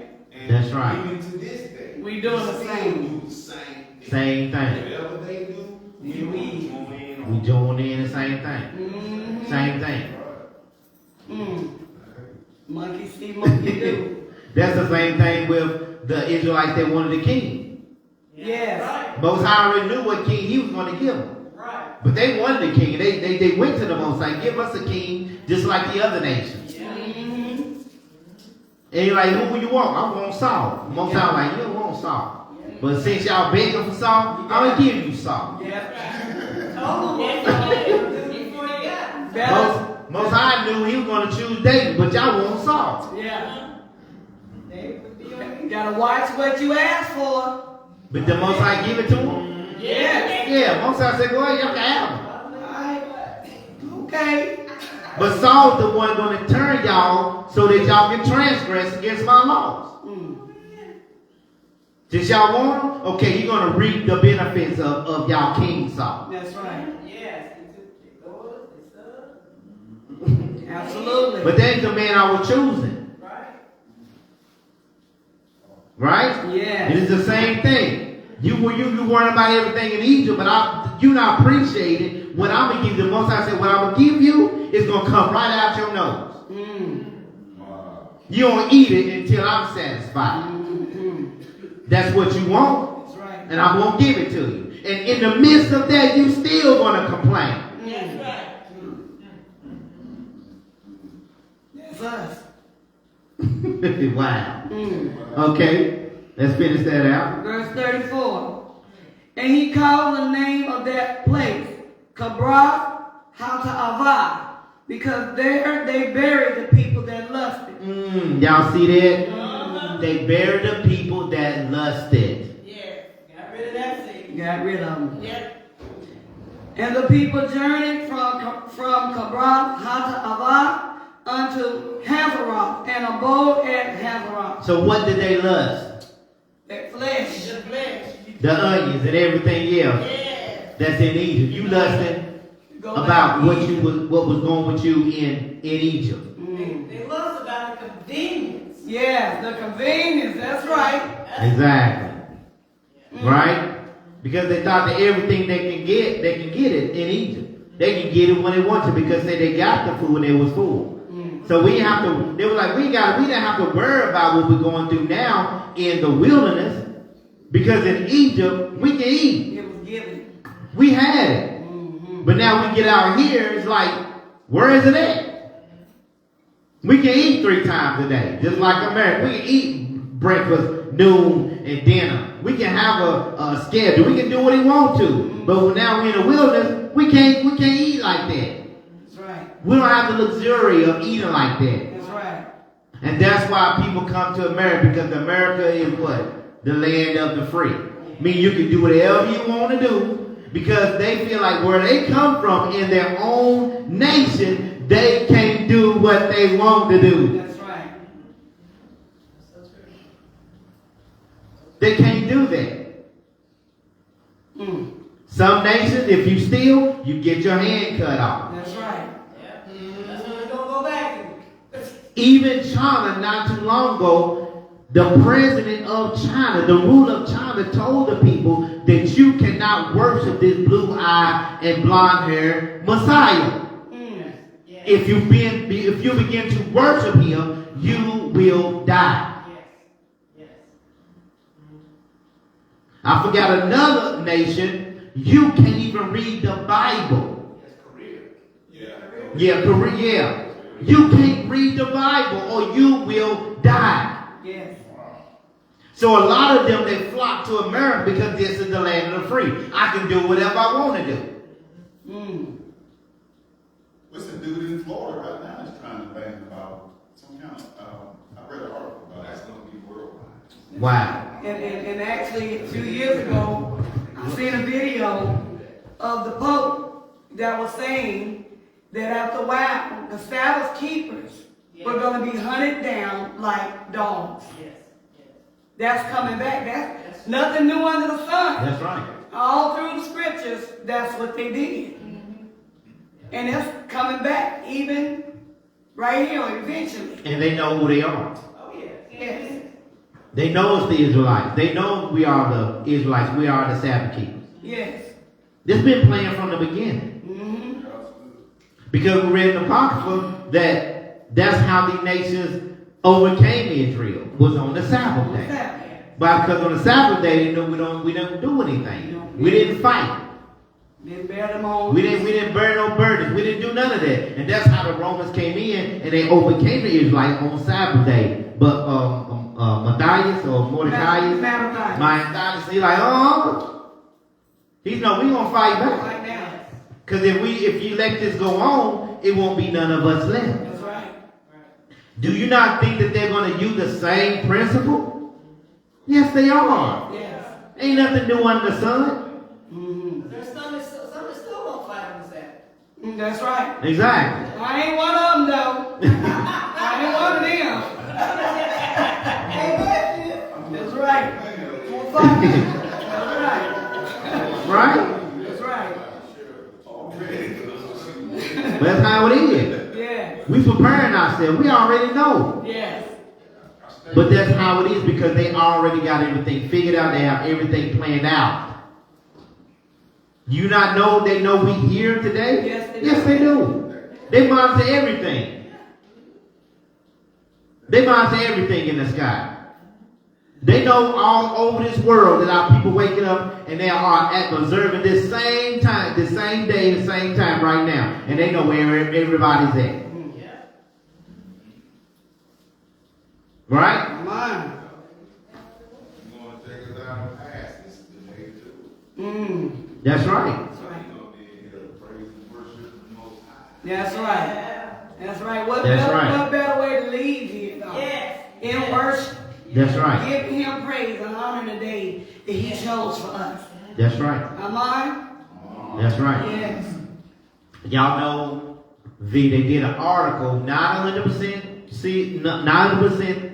true or not, I don't know. I just saw the article that one of the Israelites posted about what happened to that the white guy that killed those black people not too long ago. Yes. What was he, 18 years old or something? Yeah, he was and he killed. Yeah, those people in New York. Yeah, he killed all the people of color. Yes. At that time, and it was in an article in the Jerusalem Post that this man said the reason why he killed them because he said I want to kill all the Jews. All the Jews. Wow. He knew who they were. He knew that they were the real Jews. He knew that they were the real Israelites. It's getting real, y'all. Yes. They already know it's our people that don't understand who they are. That's right. A whole bunch of them. Yes. The scriptures tell you who the Israelites are. The Messiah was hung on a tree. Did our people get hung on a tree? That's right. The other nations call us a cursed people. That's right. The nations know this. That's right. We just seen not too long ago, me and my wife and I, we was watching, it was an Explorer, I think it was a National Explorer. That's gibberish. And the Ashkenazi, the fake Jew, they about to celebrate their 74th anniversary being in oppression or afflicted. 74 years? When you count that back. Yeah, you count that back, what it go back to? Well, the 1948. Yeah, the time that they got in there. Yeah. So they celebrated that. That lets you know that they wasn't always there. They said they 74th year of them going through what they're going through. That's right. So that means the time they went in 1948, even till today, they had no peace. No peace. But the scripture says when Israel get back in their own land, It shall be peace. They have not had peace since they stepped their foot in there. That's right. How long we been inflicted? About what, 6,000 years? That's right. They even know this. Yes. They celebrating this. That's right. They 74th year because of them being afflicted. Yes. Of going through what they're going through.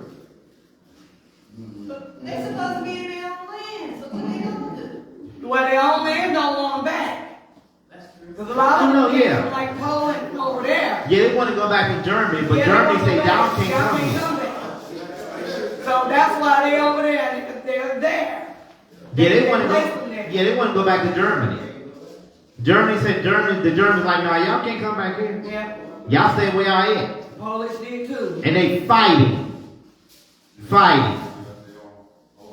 Because they're not the real Israelites. That's right. They're not the chosen people. And they know who the chosen are.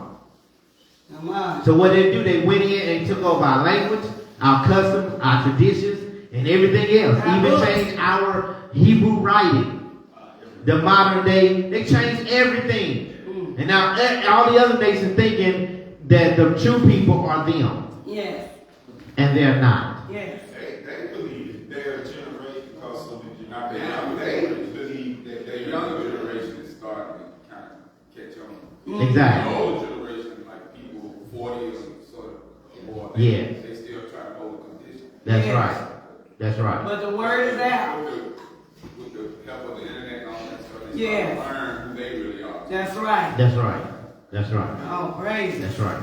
One thing I like to say is, one thing our people need to remember, those of us that are waiting, we're not just a people that's supposed to be a royal priesthood. We were original people, more race. God had to weaken us so that other nations could come in. That's right. That's right. He had to do that no one else. But he had to make us weak, That's right. just so we could protect. That's right. Okay, let's go back to Exodus 16.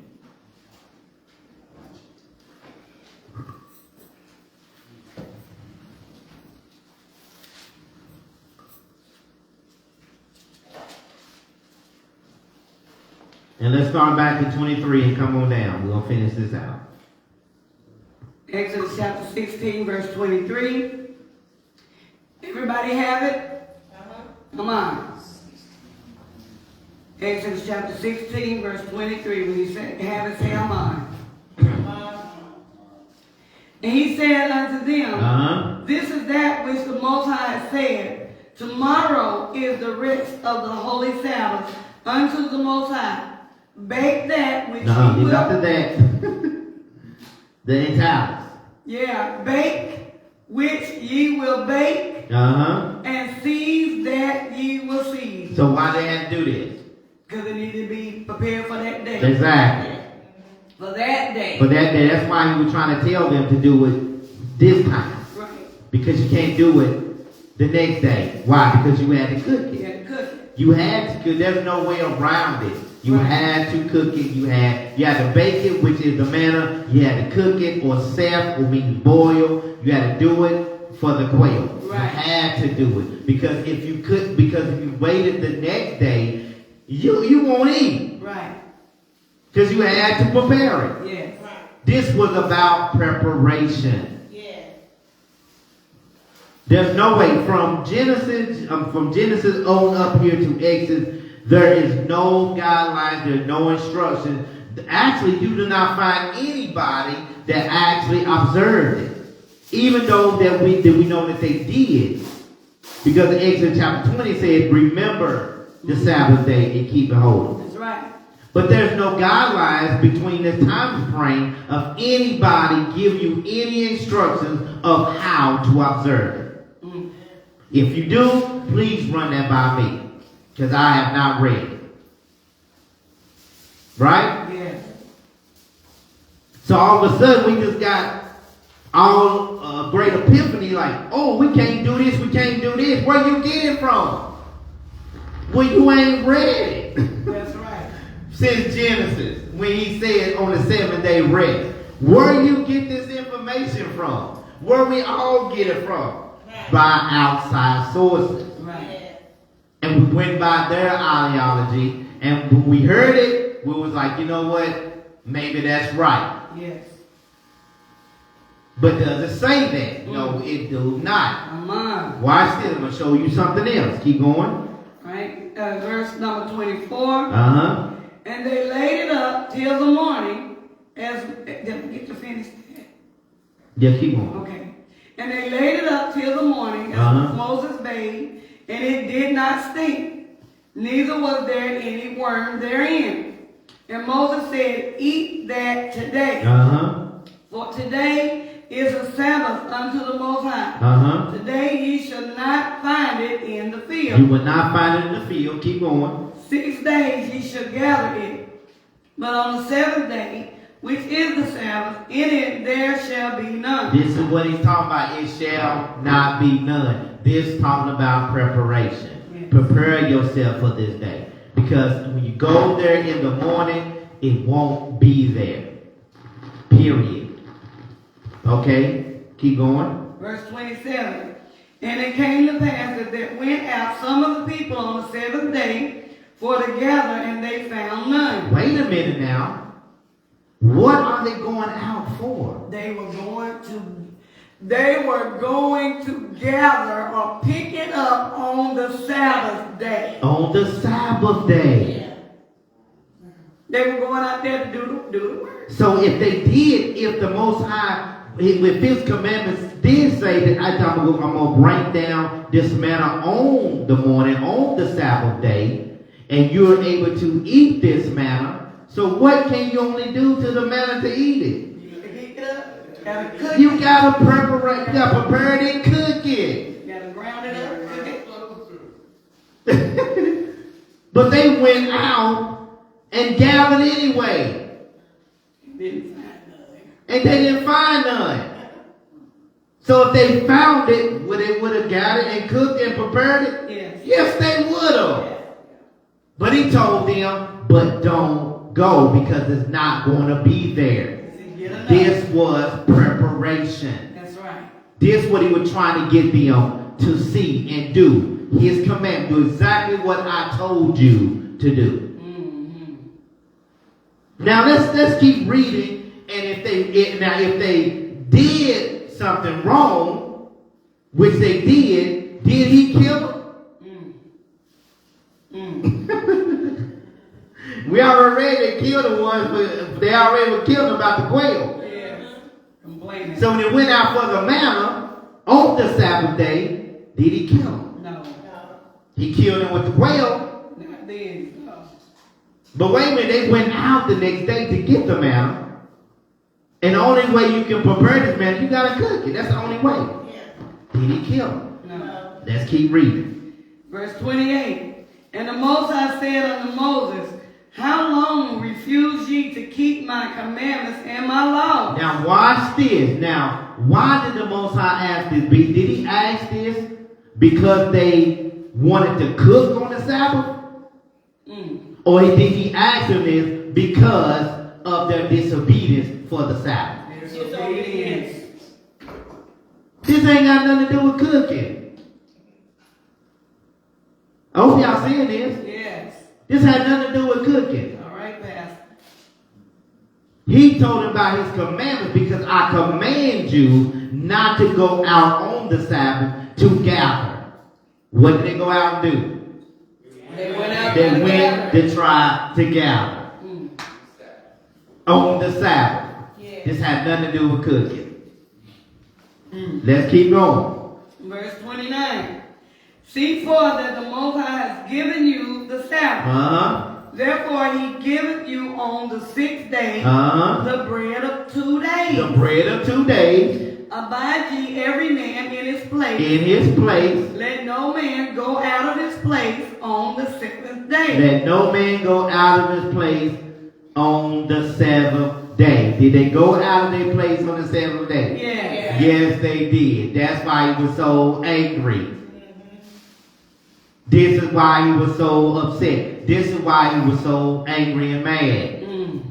We're going to come back to this. Let's go to Deuteronomy 8, 1 through 3. We'll come back to this. Hold your finger here. Go to Deuteronomy 8, 1 through 3.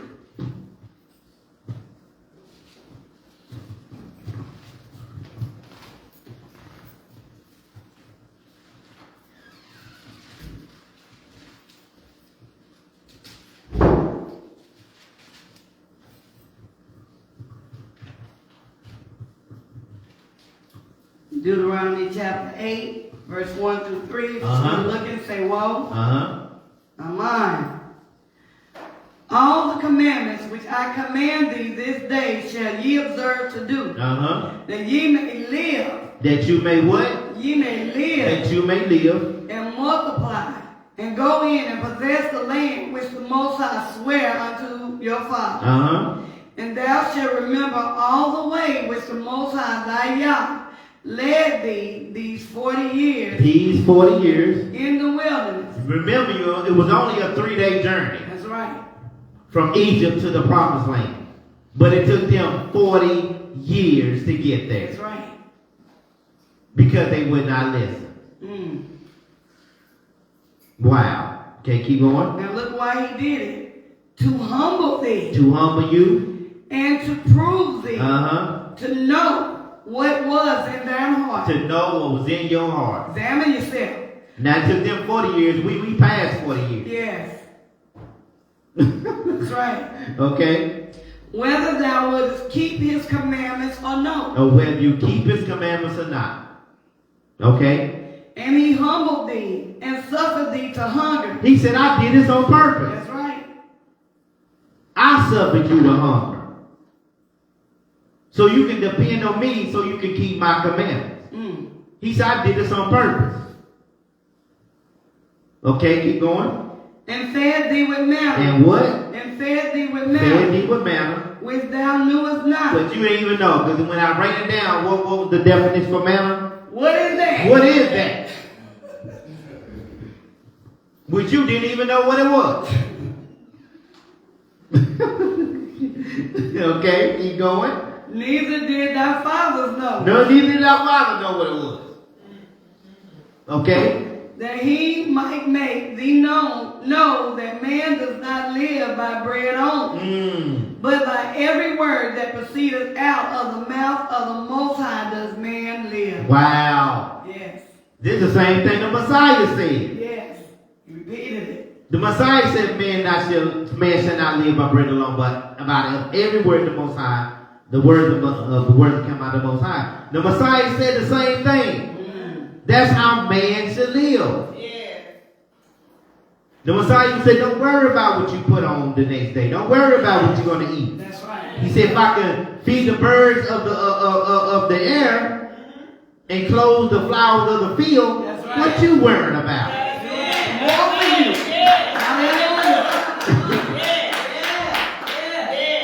Yes. He knew it through the testimony of the Israelites. Yes. And he was still dealing with the same people. Yes. Like y'all ain't getting it.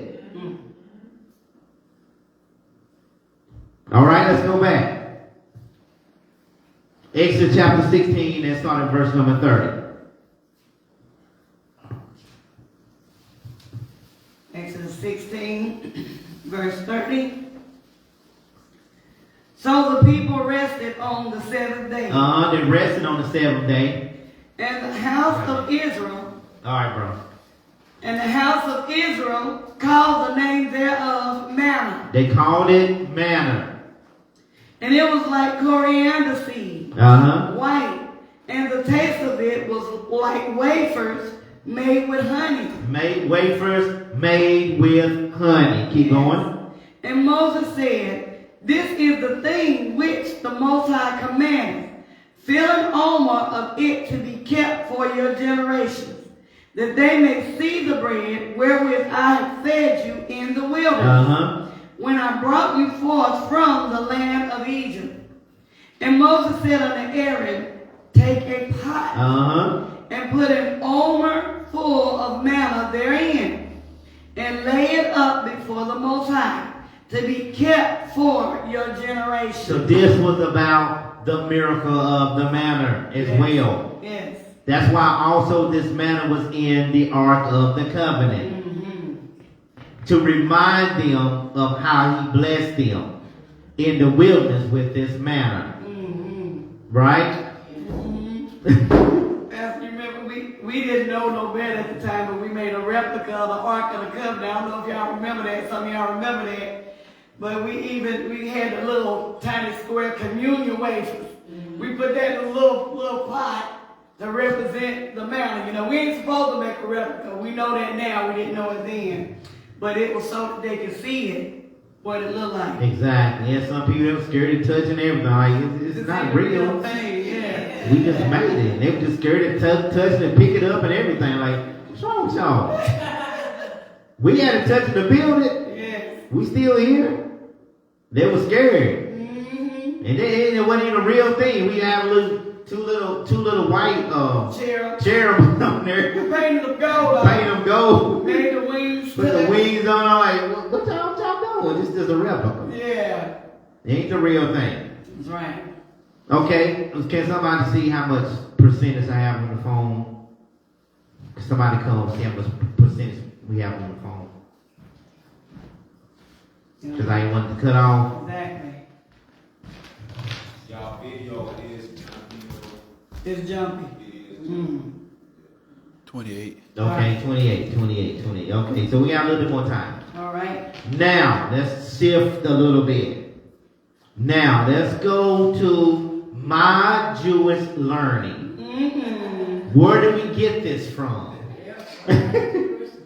We got to go there because everything we debate about, people debate about, you're going to find it in their doctrine. It is not in the Bible. It's not of our doctrine.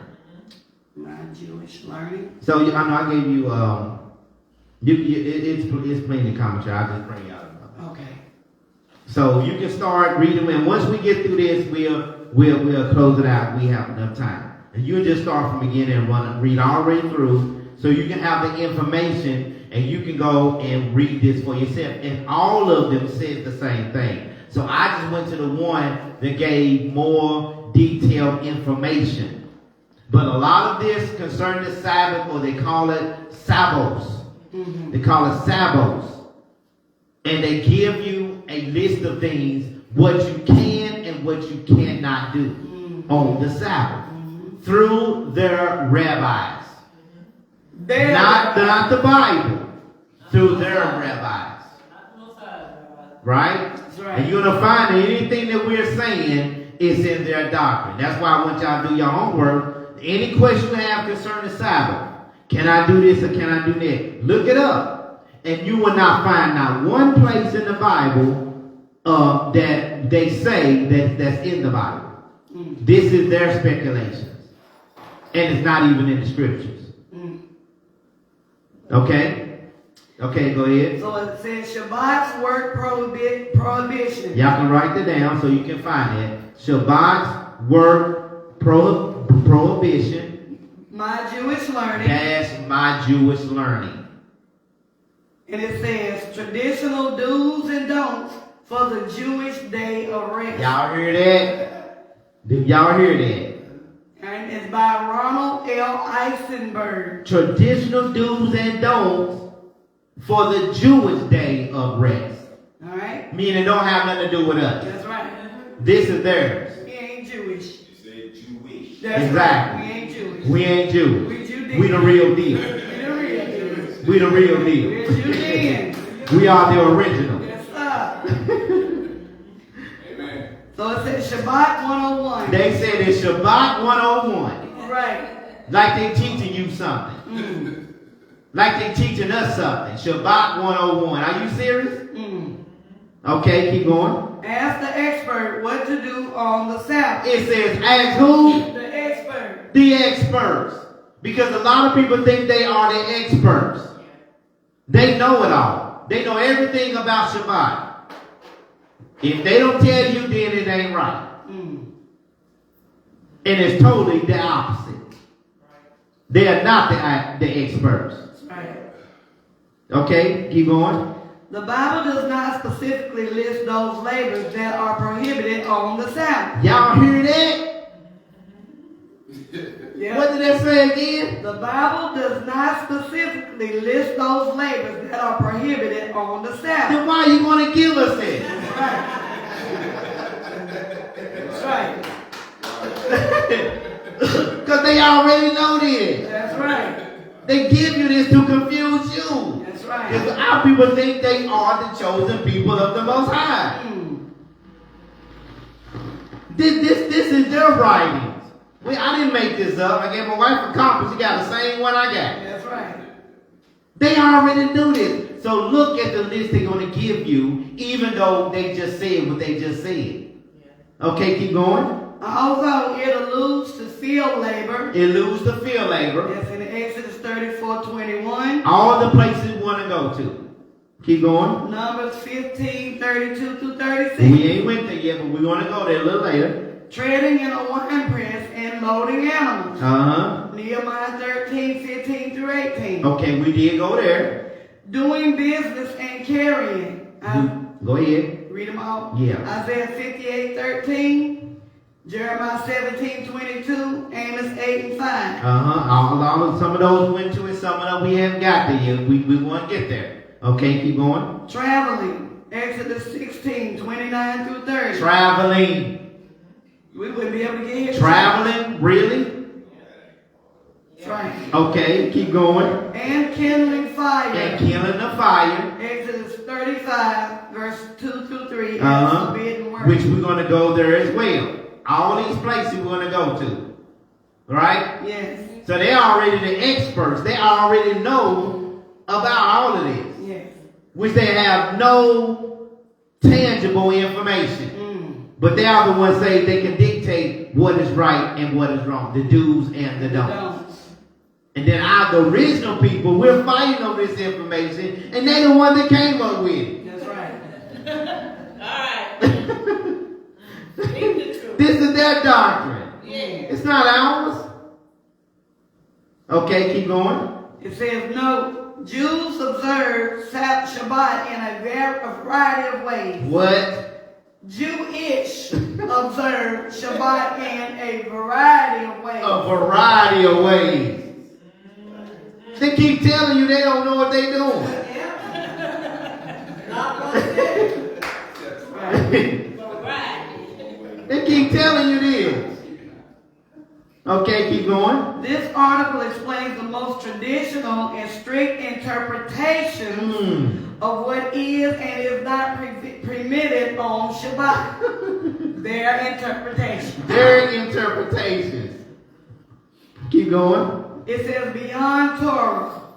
What can and can't we do? What can and can't we do? That's the question that a lot of people, well, what can we do? What can't we do? What can't we do? Right? And we hear from other people that's saying, but where they get this information from? Because you don't read it. Where they get it from? This is where they got it from. Right? Like one of them was, as long as you're doing work before the Sabbath, you're still keeping it, you can still finish it. Where you get that from? That's right. Where we get that from? That's right. It's in the Talmud. That's what they say. Yes. That ain't what you cannot read that in scripture at all. That's speculation. This is all that I'm trying to get us to see. Like I said before, you work out your own salvation. Whatever you decide to do, that's on you. But I'm just showing you what you think you read in scripture is not there. You read it through the Talmudic eyes. That's all I'm saying. Right? Yeah. Draw your own conclusion. Yes. But we shouldn't cause others to be burdened on this day because of our own ideology. Right. And knowing that ideology didn't come from us or Israel. It came from them. Why? Because our people still, a lot of our people still think, okay, well, they came in, they brought, they over it, like they security. No. They did, the scripture did say Japhet will go in the tents of Shem. Of course they did, but look what they did. They did more than just going into the tent. That's right. They changed everything. Yes, they did. Yes, they did. Yes, they did. And the Most High is not pleased with that. That's right. He's not pleased with that. So they definitely got to answer big time. Yes. And they know this. Yes. Okay, keep going. And just like, I wanted to say, just like last week, we were talking about one that we hear about husbands and wives not laying together. You don't see that particularly here, but it is in the book of Jubilees, chapter 50, verse 8. So that's, exactly. You got to search the scriptures, all of them, to find out a lot of this stuff. Exactly. But whether it's in there or not. But also, that's just really basic information we should know. Yes. Because there is a pleasure among married people. Right. It's a pleasure. You can't do it. But I'm telling y'all, our people still debate over that. Our people still wondering, can I have relations on the side? What? It's a pleasure, ain't it? Yes. If it ain't a pleasure, I don't know what to tell you. You with the wrong person. That's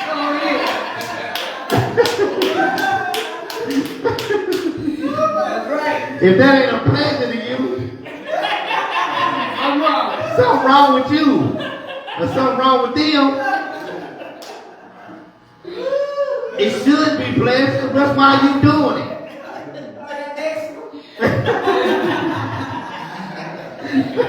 I also heard that also went into cuddling.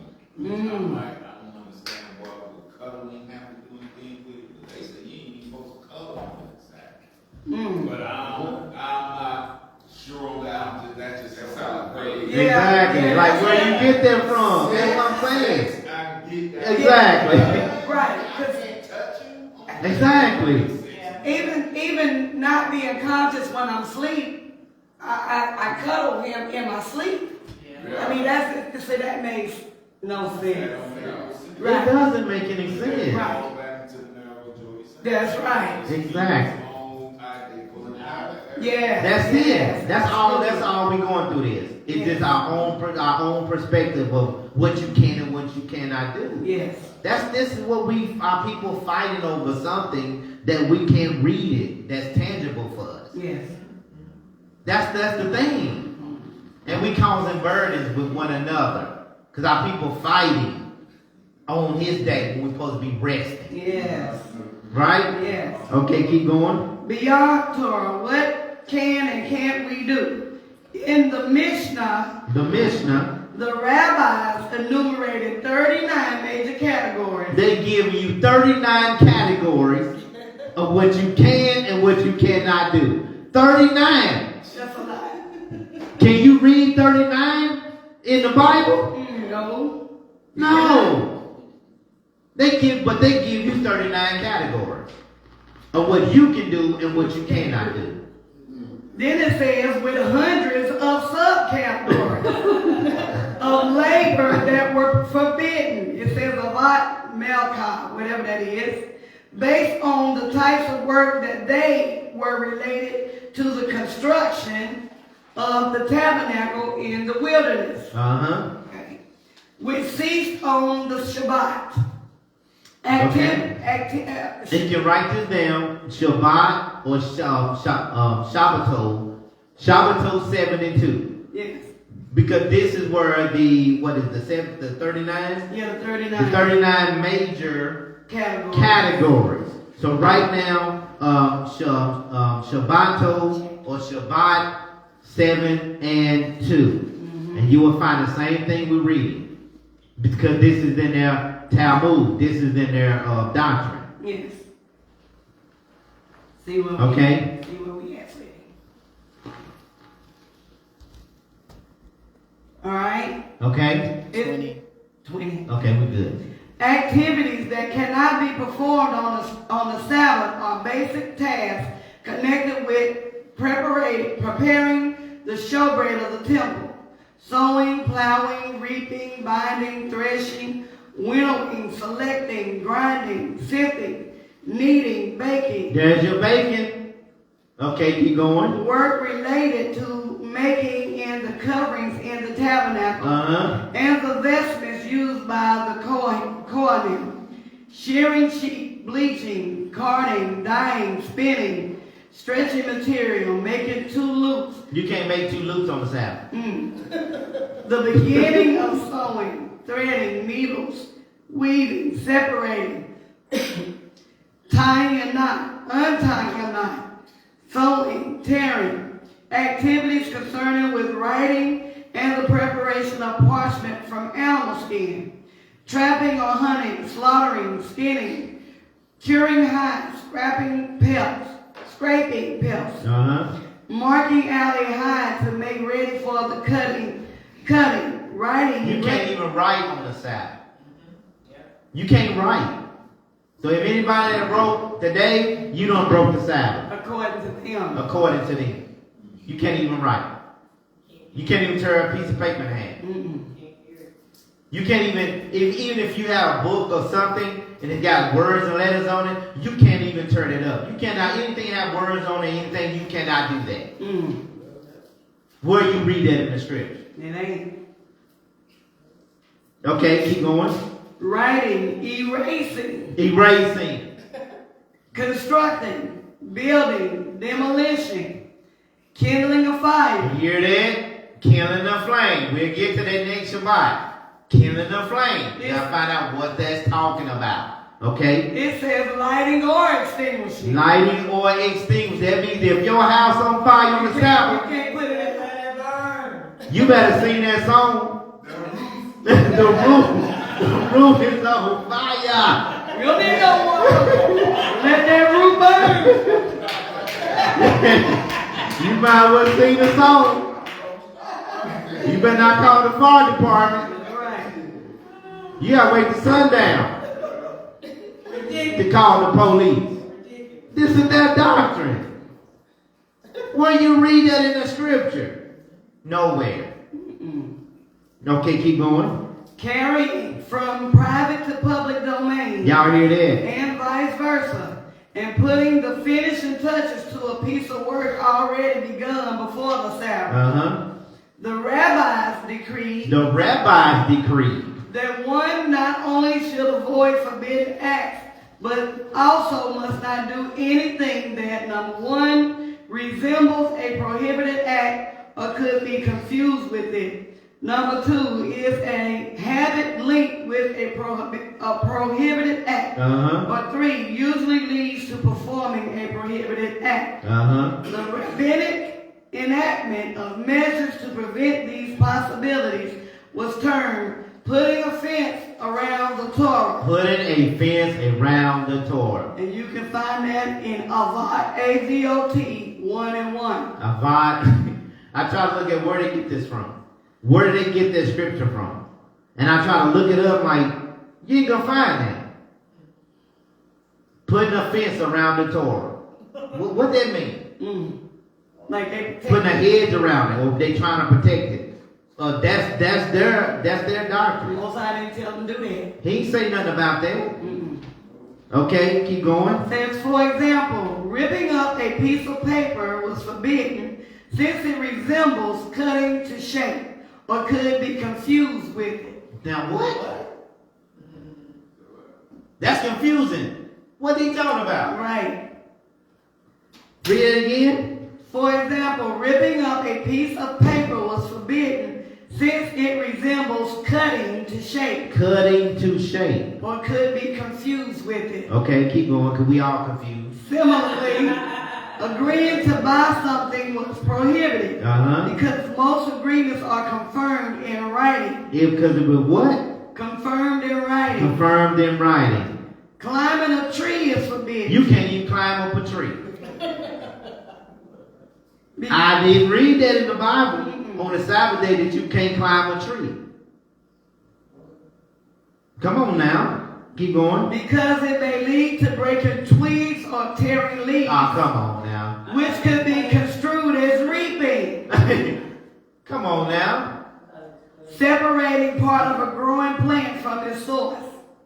Other activities that by extension are prohibited on the Sabbath include the following. Okay. Adding fresh water to a vase of cut flowers.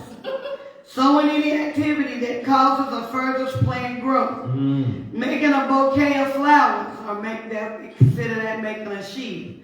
Separating good fruit from spoiled You fruit. can't even separate good fruit from spoiled fruit on the Sabbath.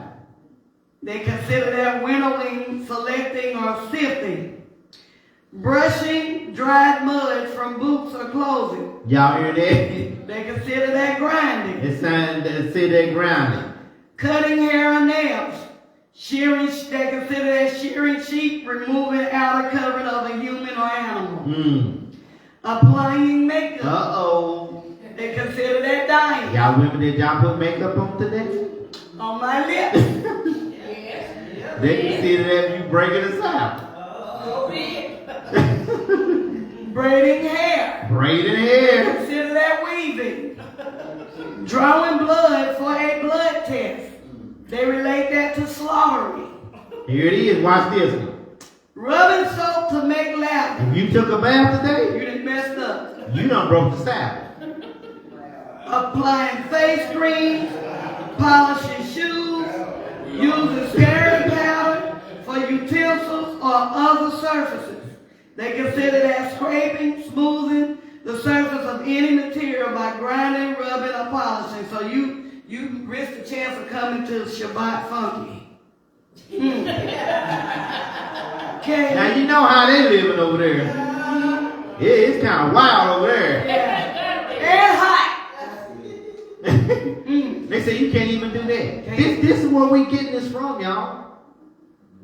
This is what all our people getting this from. And not even realizing it. Right. Okay, keep going. Sharpening a pencil. You can't sharpen your pencil. They consider cutting to shape, altering the size or shape of an item to make it better for human use. Painting, drawing, typing. Writing, they consider that writing, making durable marks on a durable material. Y'all hear that? There wasn't even no typewriters back then. Tearing through lettering on a package. Or erasing. That's what I was saying before. Turn through lettering on a package or erasing. You can't even do They that. open a package. Opening an umbrella or unfolding a screen. They That means consider that. building. That's right. So you come to Sabbath, it's raining. You just got to be soaked. So here go. Because you cannot use an umbrella. Yeah. Okay? And here go one that hit a bunch of them. Smoking a cigarette. Using the telephone. That's considered kindling a fire. Y'all see that? Using what? Using the telephone. Means killing a fire. This is their doctrine. Have anybody charged their cell phone since last night to now? Yeah. You done broke the Sabbath already because you use electricity. Yeah. Got the lights on. And it says, the next one says, switching off an electric light. Switching off an electric light. Extinguishing a fire. Extinguish the fire. See, this is what people debating over. This is Talmudic doctrine. With electricity. Anything you use electricity, no matter what it is, it does the same exact thing. It doesn't matter what it's used for. But their doctrine is you can't even do that. Right. So everybody walking around can't see and stinking. That's right. So I guess they Sabbath service is outside. Because it's definitely not inside. Then if it's raining, they're going to come in wet. They can't see and stand. You can't see to read or nothing. Can't take no notes. You can't take no notes. You can't do nothing. I got to get to these next. I got to get to these next. And see, I'm showing y'all this is where we getting it from. Right. So just saying that, man, we talk about you can't do this and do that. This is the doctrine we getting it from, y'all. This is not scripture. Okay, keep going. It says, setting or winding a clock or a watch. Y'all heard it? They consider that finishing off. You can't even, if anybody just they watch today, You done broke the you done broke the Sabbath. Sabbath. Where, And you have a problem with them, Yeah. not with the Most High. That's right. Okay, keep going. Wearing eyeglasses. Uh-oh. Not permanently required. So if you just need reading glasses, you done messed up. Somebody messed up today. Hey, You done messed up already. We done broke about at least 10 violations already. According to them. That's right. We got the lights on, we charging up stuff, and we all done took a bath. Yeah. I know we use soap. Yeah. Nobody jumped in the shower with no soap. That's right. Right? We done broke all these. According to their doctrine. Okay, keep going. It says, mukzah, things you can't even touch. Y'all hear that? The things that you can't even touch on the Sabbath. Really? Okay. Any items that may not be used on the Sabbath may not even be handled on that day. Lest one unintentionally perform one of the forbidden types of work, these objects are termed mukzah, meaning to set aside or store away. Among many things considered mukzah are money, so you can't give an offering, and checks. You can't touch it. That's what they're saying. You can't touch these things. Okay? Scissors. Hammers and saws, pencils and pens, battery-operated toys and flashlights. Where are you getting this stuff from? Wow. Radios and CDs, telephones and computers, and certain religious objects, such as shofar. On the Sabbath? On the Sabbath. You can't even touch that. Tefillin and lulav. Even the Sabbath candlesticks are mukzah, so you can't even light the menorah. But on their doctrine is that you can light it before Sabbath. As long as you light the candles before the Sabbath, it's okay. You got some big candles. That's where you get that doctrine from. That you can do it as long as you do it before the Sabbath. And then there's still speculations during that time. It's still the same thing. They still give you the same speculations. Okay? Then it says, and thus should not be touched on the Sabbath after the candles have been lit. Even if not strictly classified as forbidden work, certain mundane matters should be avoided on the Sabbath. These include weekly chores, such as packing suitcases and rearranging furniture, which are not in keeping with enjoyment of the restful spirit of the Sabbath, opening mail, and discussing business issues or matters of everyday concern. One is forbidden to even think about or make plans for the week ahead, such as preparing equipment, mapping out a route, readying a briefcase for the next day, or setting the table for a party on Saturday night. Based on Isaiah's exhortation that one honor it, the Sabbath, by not doing your usual ways. Okay, or not on pleasures. Yes. Okay. Isaiah 58:13. The rabbis recommended that a person should even walk differently on the Sabbath. Y'all hear that? How you gonna walk? I'm about to tell you. It's required that you even walk differently on the Sabbath. It says, How I'm supposed to walk differently? here it goes. And that's how I walk anyway. You want to hear it? Here it goes. Avoiding long strides and rushing about that characterizes the pace of most people on weekdays. Wow. You gotta walk in short strides and slower. Then what can we do? For an activity to be considered as work forbidden on the Sabbath. Excuse me, I'm sorry. Once we read all this, we'll close it out, y'all. Just showing y'all this is what they are saying.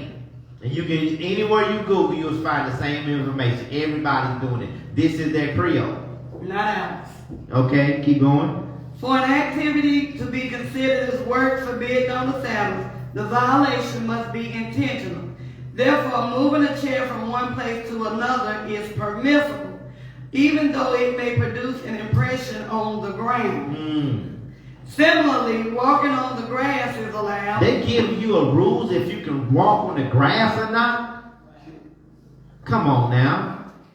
Even though this may result in some of it being crushed underfoot, as thus technically constitutes the prohibition activity mentioned above, or forbidding cutting of blades of grass.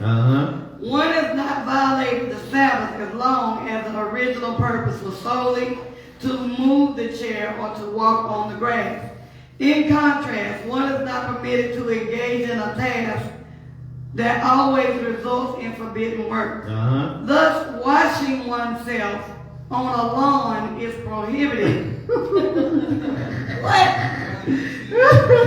Washing yourself outside on the lawn is prohibited. Who's doing that? Do y'all know anybody that's doing that? But listen why? Listen why?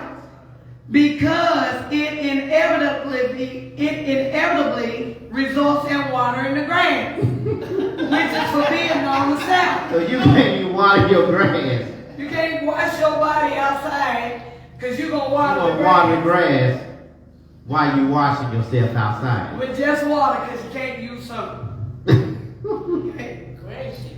I'm telling you, they can handle that. Y'all, they can fight over there all they want to.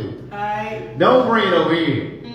Don't come here, can you wash yourself on the grass on the Sabbath? Don't even ask me that question. They need to go somewhere else with that. Because I ain't dealing with that. Alright? It says rules on fire. Rules on fire. We about to the end, y'all. In addition to the general forbidding of all manner of work on the Sabbath, there is a special prohibition against making a fire. They said it in Exodus 35:3. Which we're going to go there a little later. We're going to tackle that as well.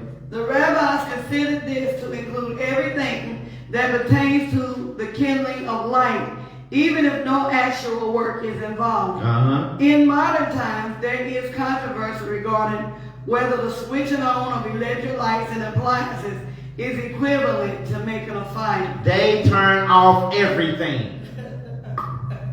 Everything. Anything that has something to do with electricity, they turn it off. They even take the little bulb out of the refrigerator. They unplug everything. Radio, anything that's part of electricity, that's what they consider also means killing a fire. Right? And they have nothing to do with it. They just walk around just blind. So if there's a thunderstorm on the Sabbath, is the Most High breaking the Sabbath when it's lightning? Makes no sense, y'all. But no, I have another one that's talking about that they even go to the extent of saying that even with the egg, I don't know what it is about them with eggs. I don't know. But with the egg, they give you a certain law saying that they're not even sure if you put an egg outside on the ground for the sun to cook it. How you debating over that? Where do you get that from? If you leave an egg outside, if I can't use no fire, then I can put the egg on the ground and let the sun cook it. They give you speculations on that too. If you want to eat something hot. Come on now. Yeah. Okay. It said there are two reasons to think that switching on an electric light may not be considered kindling. First, switching on a light does not create electric power. The power exists already. Second, there is no combustion in the filament of an electric light. Nevertheless, Orthodox Jewish people do not use electric appliances on the Sabbath, believing that the prohibition against kindling a fire was not based on the physical effort involved in rubbing two stones together to produce a spark, but rather on the thought of planning that resulted in its generation. And see, a lot of the assemblies, what they're debating on, and they fighting over this information, and not realizing this is Talmudic information. Anything you use that's electricity based, it doesn't matter what it's used for, it all works the same way. Yes. Right? Yes. Okay, keep going. We about to the end. For the Hazan Ish, the activation of an electric current and its transmission to sources of power, heat and light, that is produced by turning on a switch, It's forbidden. It is forbidden. And they didn't have electricity back then. That's right. How do you determine that that's forbidden? Right. Okay, keep going. Because it falls under the category of building. A building? Me turn a light switch on fall in the category of building something? I ain't build nothing, just turn the light switch on. Didn't work hard either. I ain't have to use no wood, no tools or nothing. No stones. I just had to use my finger and switch it on. Now how was that language? Intentionally causing something to happen. An exception is the refrigerator. The refrigerator. Which may be opened and closed because any electric current that is produced is incidental and without conscious intent. However, many observant Jewish people unscrew the refrigerator bulb for the Sabbath. Doesn't make any sense. But it's still plugged up. But it's still plugged. Well, it has to be. Because if you unplug the refrigerator altogether, you ain't got to worry about the light bulb. You gotta worry about your food. Come on now. The lights that have been kindled before the Sabbath, such as the Sabbath candles, are allowed. Y'all hear that? It are allowed. As are an oven for keeping previously cooked food warm, and a burner to keep water warm for coffee or tea. Similarly, it is permitted to leave an electric appliance running during the Sabbath and to use a timer to automatically turn an appliance on or off as long as the timer is set before the Sabbath begins. See, that's where we get the doctrine from, y'all. Yep. Just the same thing as we were to use, one thing is like the crock pot that we use. They say as long as you have it turned on before, you was all right. See, a crock pot by itself is not Talmudic. No. It's just a crock pot. But they